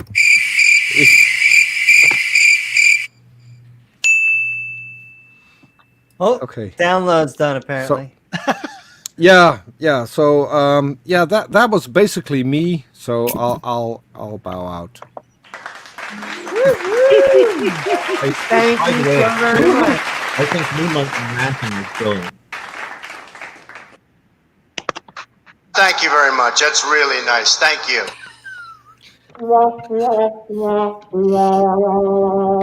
Denied. Pronounced with not a J. Yeah. And okay, thank you so very much, Rosie Peter. O'Donnell. And with that, we're moving to Randolph. We have been midnight ranting on, once again, no one is hallucinating. No one dropped a tab and put it in your water. Is NASA covering up, at least not here, is NASA covering up a second sun? I know something you've been struggling with for years, probably. So Are you still drugging people, Amy? This is the guy who's the head of Canadian Atheists. I mean, have you ever heard, and you're going to have to excuse me, folks, have you ever heard such a dumb fuck in your whole life? We'll set it for once and all, okay? I'm going to expose this guy for the lying piece of trash that he is. See, that's him being broken, which is so funny. I'm pretty sure it was my bit, and I want to look it up. But I once used to joke that I wanted to get like an eyedropper of acid. I would never do this, but as a bit, it would be to go around and dropping drops of acid on random strangers. I would never do that. You'll be fine. But as a bit, that Why would are you work. acting like a snot-nosed 16-year-old? In Minecraft.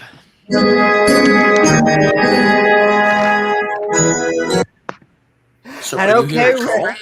That music sounded splendid. And okay, Randolph. So I hope you I hope you had a great time tonight. Oh, yeah. Where can people find you, and what are your final thoughts? NASA's just reporting truthfully. That's what they're mandated to do. I believe NASA. As far as the flat earthers are concerned, I think that the only thing they really have to fear is sphere itself. It's an old joke I didn't create, but I do enjoy the puns, and not everybody here does.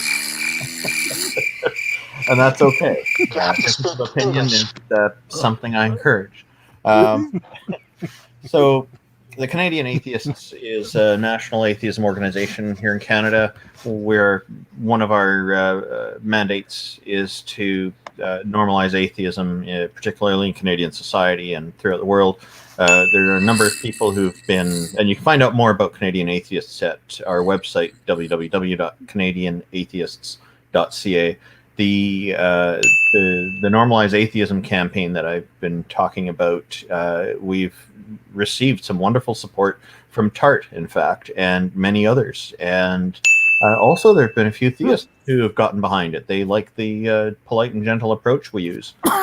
You can find out more about this campaign at www.normalizeatheism.ca.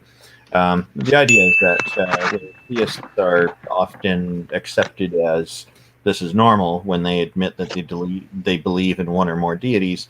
Atheists are often met with condescension and or some kind of derision or some kind of vilification for it. So when we say that we don't believe in deities, so we're asking for people to do less and not be condescending and just treat us like they treat theists, and as it's normal, because we believe it's normal to not believe things. Finally, I'll just end with a quick note that there's an atheism call-in program in the works under Canadian Atheists. It is called True North Talk, and you can find out more on the website at www.truenorthtalk.ca. We will be taking callers from anywhere in the world and talking on any topic, just about. We will probably not talk about politics, but we'll cover pretty much any other topic. Thank you very much for having me on. And thank you, Randolph. The Midnight Ranting. I appreciate everybody in the chat. It was nice chatting with everybody here. Thank you very much. Thank you so very much, Randolph. Have to get together.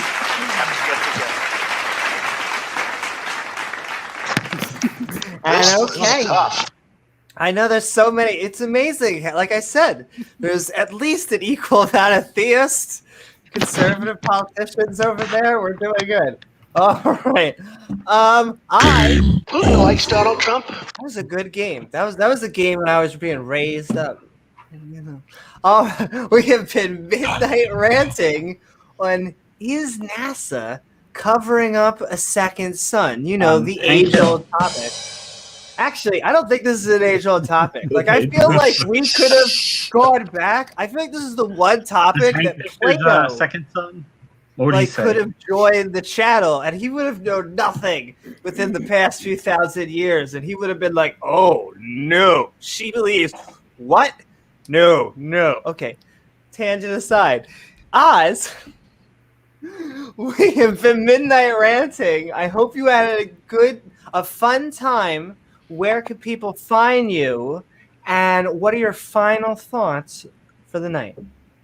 How old are you? More than 6,000. Oh, that's not a question. I think you're on. Oh, there we go. Now I'm turned on. Baby. Hello. Double entendre.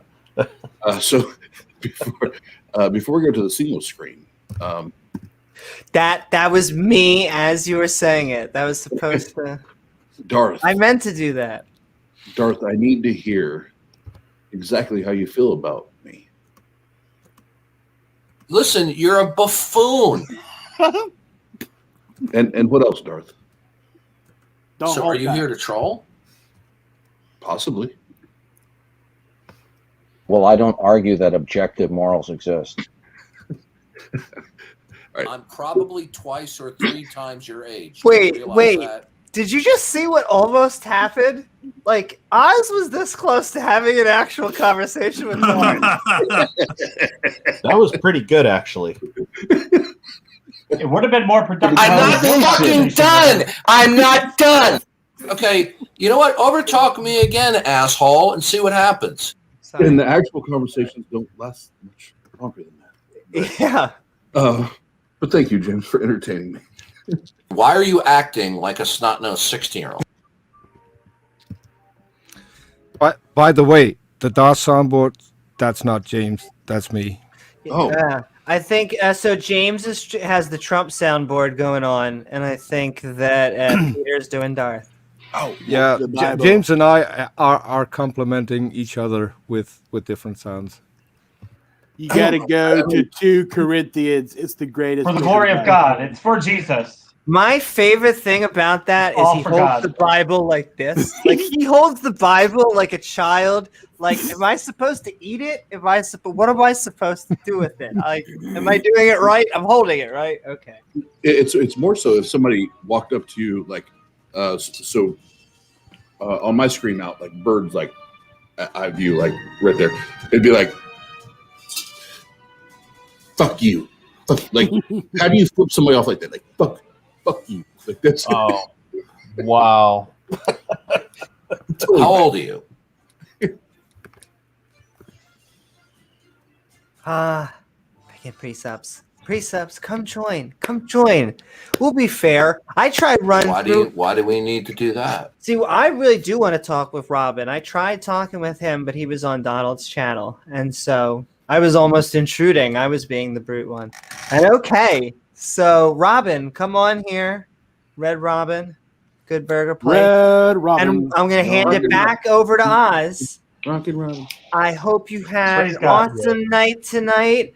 I know this is a subject I feel like Tart has probably covered 1,000 times, but is NASA covering up a second sun?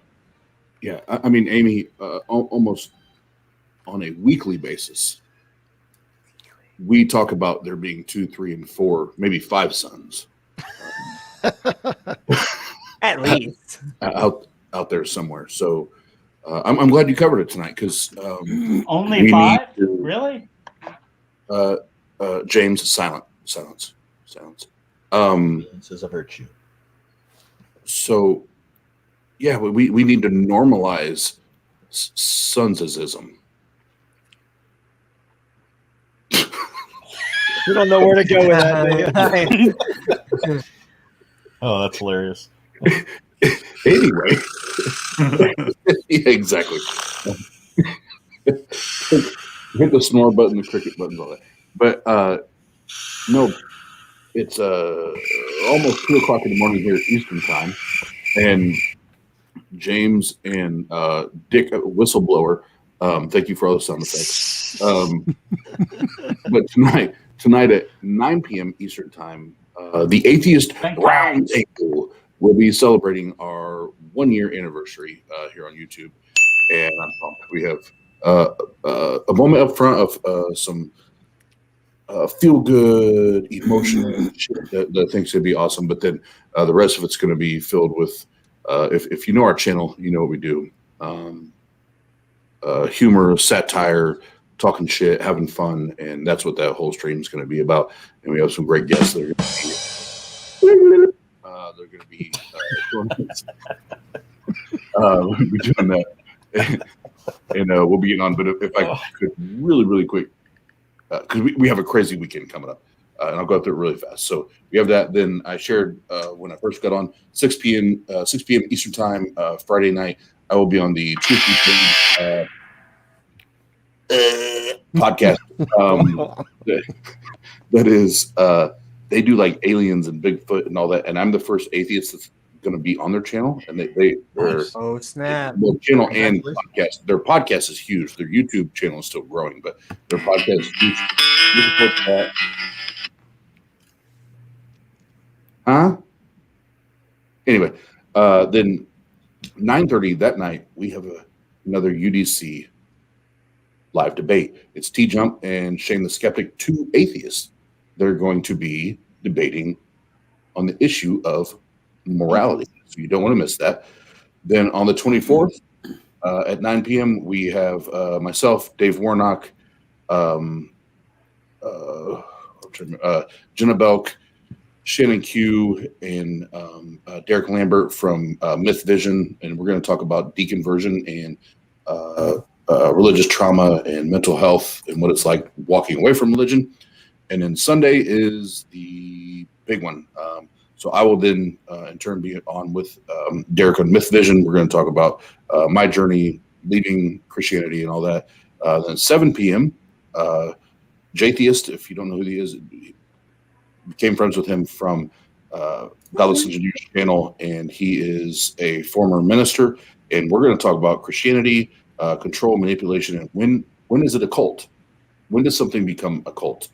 And then that night at 9 p.m. Eastern time, we have the Turn Up event, and that is all of the not all, but some of the new YouTube atheist content creators that want to promote and show what they're doing their vision, what they want to achieve with their channel. We're going to do that. That'll be about a 2-hour stream. And the Godfather that's live with us right now, Randolph Richardson, will be helping us with that, along with Ethan from Your Friendly Neighborhood Atheist Show. Will be helping host and co-host that. So I'm very sorry I took a bunch of time there, but we have a jam-packed weekend. But Amy, thank you as always. Love you guys. Thank you all. Sending love to you and not at all on. Thanks, great to have you on. Part, just like The guest Canadian of honor. Atheists, all of these places are great communities for all the skeptics here. And so we want to shout that out. And okay. A quick we video. are, A quick and I'll be video. honest with you, I love that stuff. I feel like this is even though we rag on religion a lot, I feel like the other side of the coin is conspiracy theories. I feel like of the skeptic coin trying to go after, like, because flat Earth and Amy, I'm just doing 9/11. a real quick video. I think it's going to fit in very nicely right about now. Right about, where's my wand? Right about now. So it all comes from religion. Amy, yes, Amy, I don't think you noticed, but Do I notice? What do I notice? The Google moderators are The in the Google. house and censoring the Dutch. So Hi, Oz will Google. probably like that. My normal joke is hi FBI, but hi Google. Okay, you ready? They're deleting Robert X's messages for some stupid reason. All right, let's see what it is. And a 3, 2, 1. Good morning.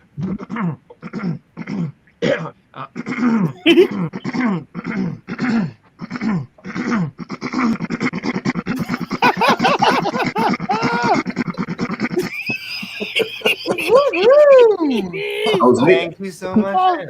I was waiting for it to hit a dependable BPM, beats per minute, and I was honest.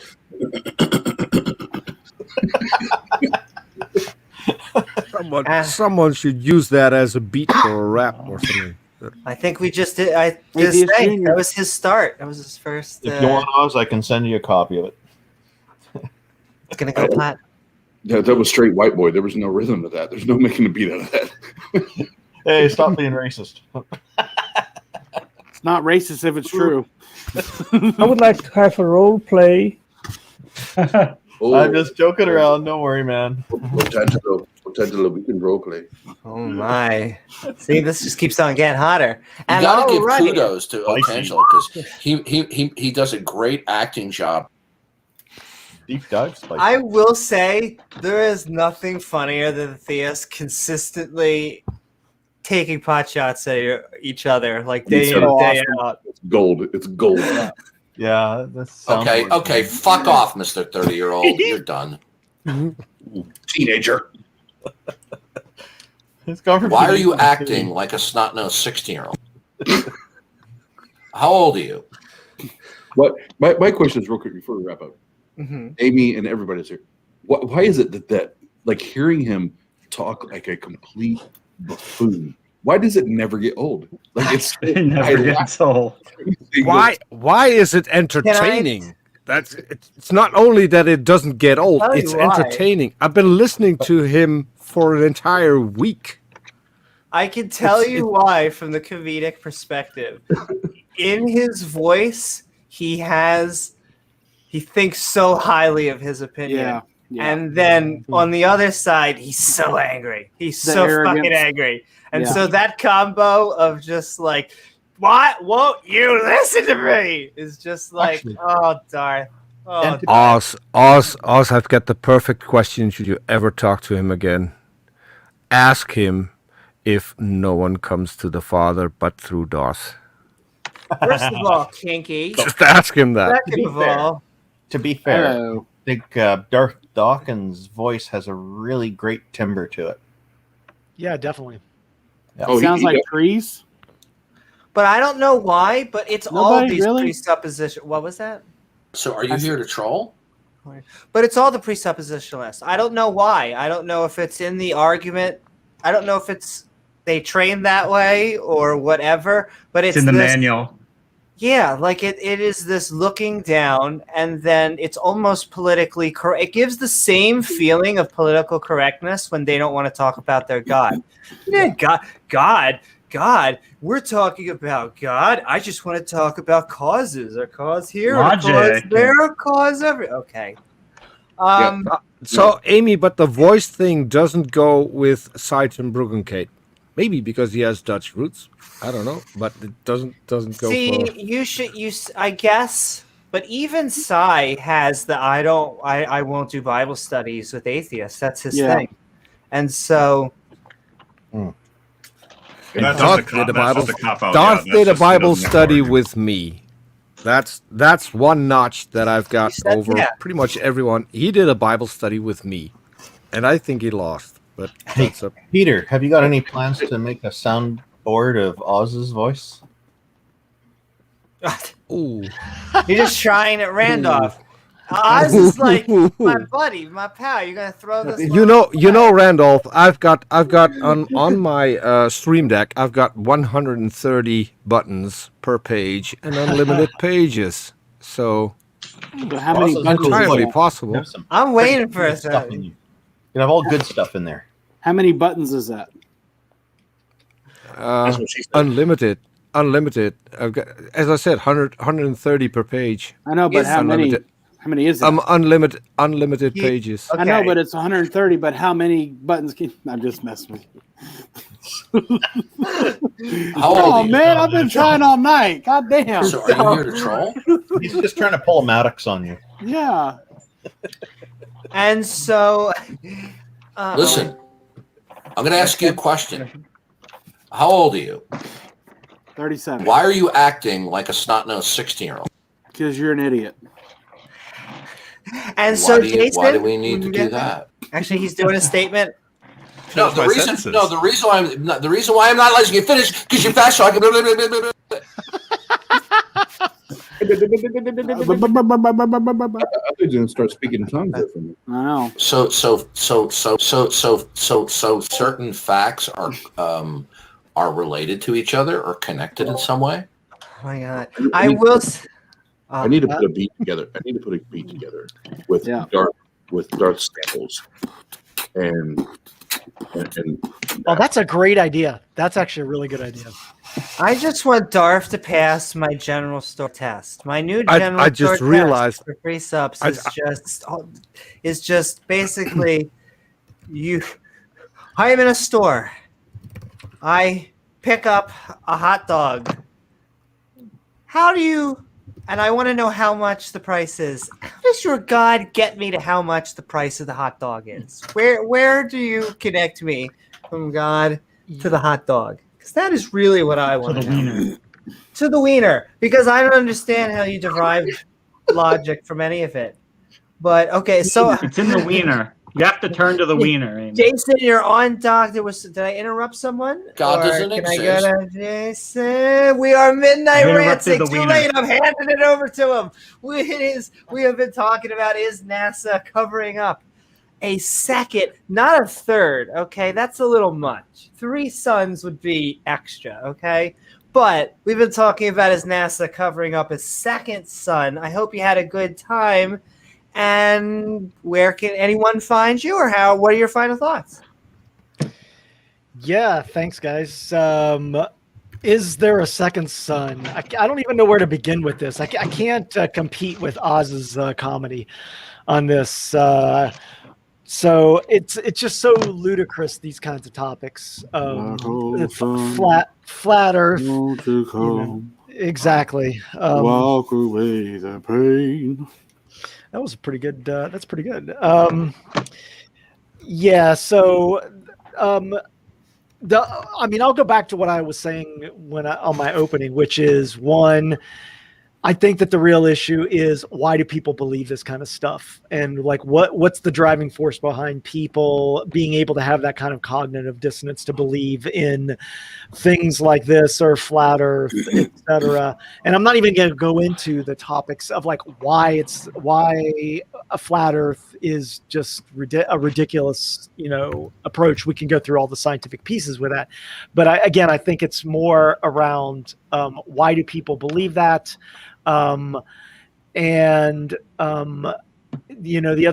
only other thing I guess I would mention is just kind of like this rule of parsimony, of just this most simplest explanation is oftentimes the one that provides the least amount of complication is likely the one that is the best suited. And certainly some of these alternative theories that are very complicated, very difficult to make work. So, okay. So, only other couple things I want to add are, one, I'm on, you can find me on Twitch. So I'm on Twitch TV, Jason Torn.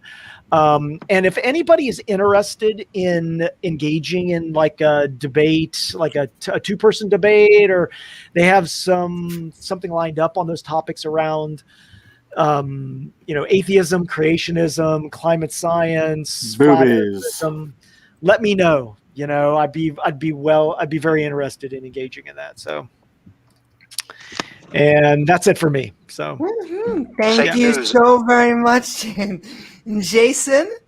And so we're moving right along. A bird.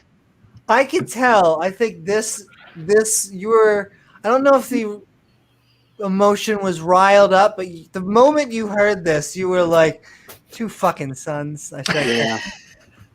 It really triggered him. So Midnight Ranting, I know, on Is NASA covering up the second sun. We're talking about Big Sun, as you do. I hope you had a good time, and what are your final thoughts? Big screen bird, big screen sun.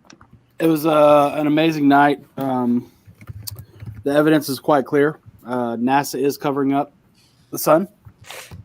We heard it directly from Rose herself, so gotta believe it.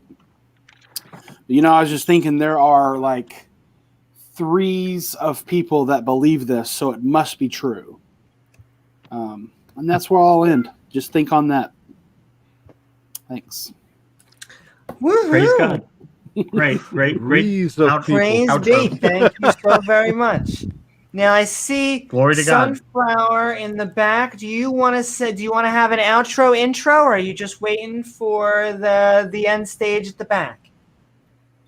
He just wants to All right, there we go. So here we go, Sunflower. Bring Here's him in, your bring him outro intro. We've been Midnight Ranting on NASA covering up a second Is sun. this Sunflower?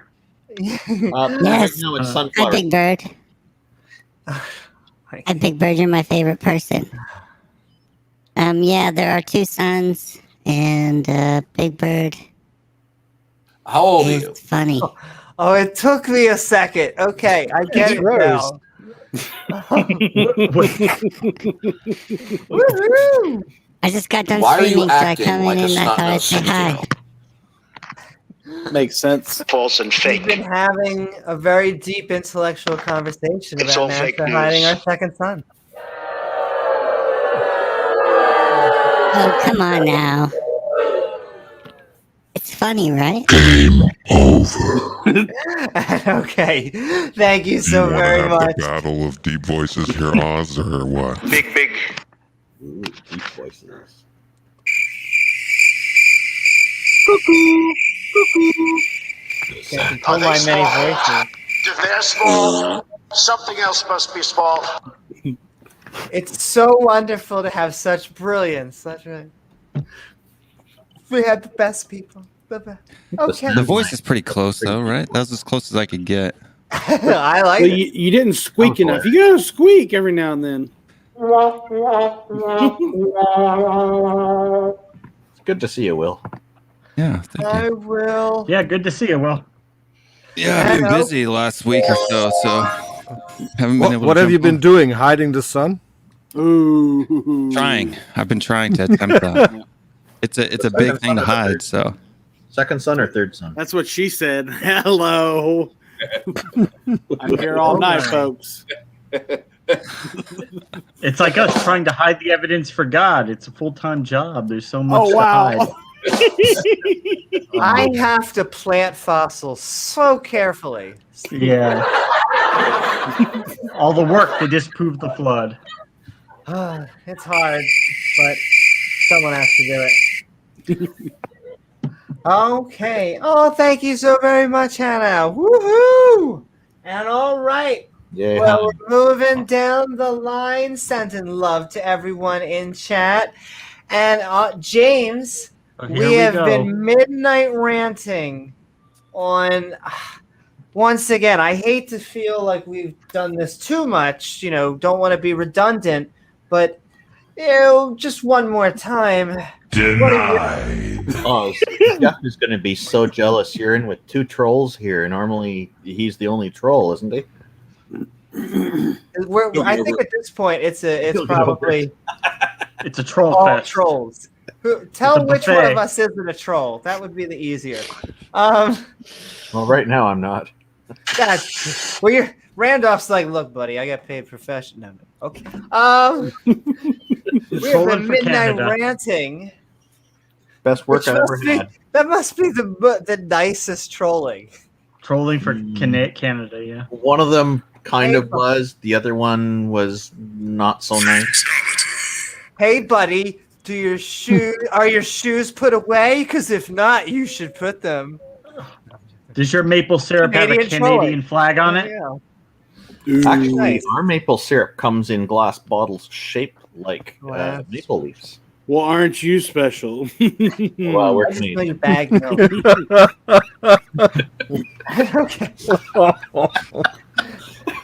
Okay. You killed him now.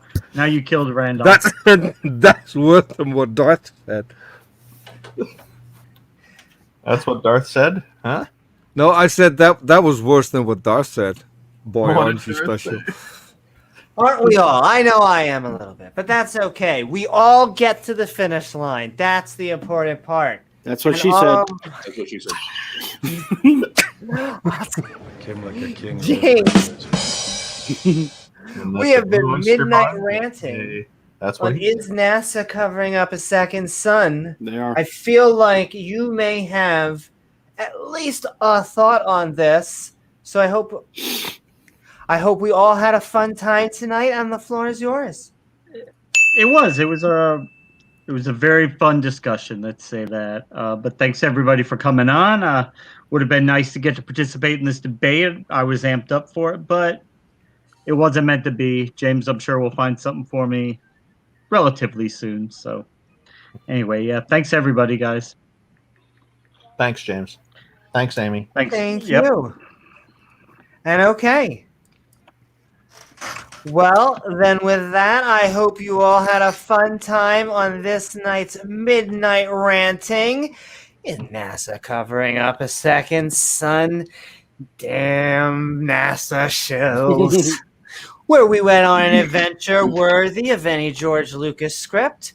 and talked about the possibility of a second sun within our own solar system. I want to thank James W. along with our guest hosts, Bird, Jason, Oz, Randolph, Peter, Nick, and Atheist Jr., along with all the lovely people in chat who make this stream so much fun, and our mods And sunflower who keep everything seeds. awesome. And sunflower seeds. I think I got the bird. Feeding the bird. Feeding birds. I feel like I'm explaining a dad joke to my. Don't forget to like, subscribe, and hit that all button icon so you can be part of our live streams for YouTube, Twitch, and Facebook, or come join us on Discord. Look at those numbers. The best numbers. Some people are sending the best numbers they've ever seen. For some memeing fun. Finally, if you'd like to see more awesome content, to support the channel, feel free to check out our Patreon at patreon.com.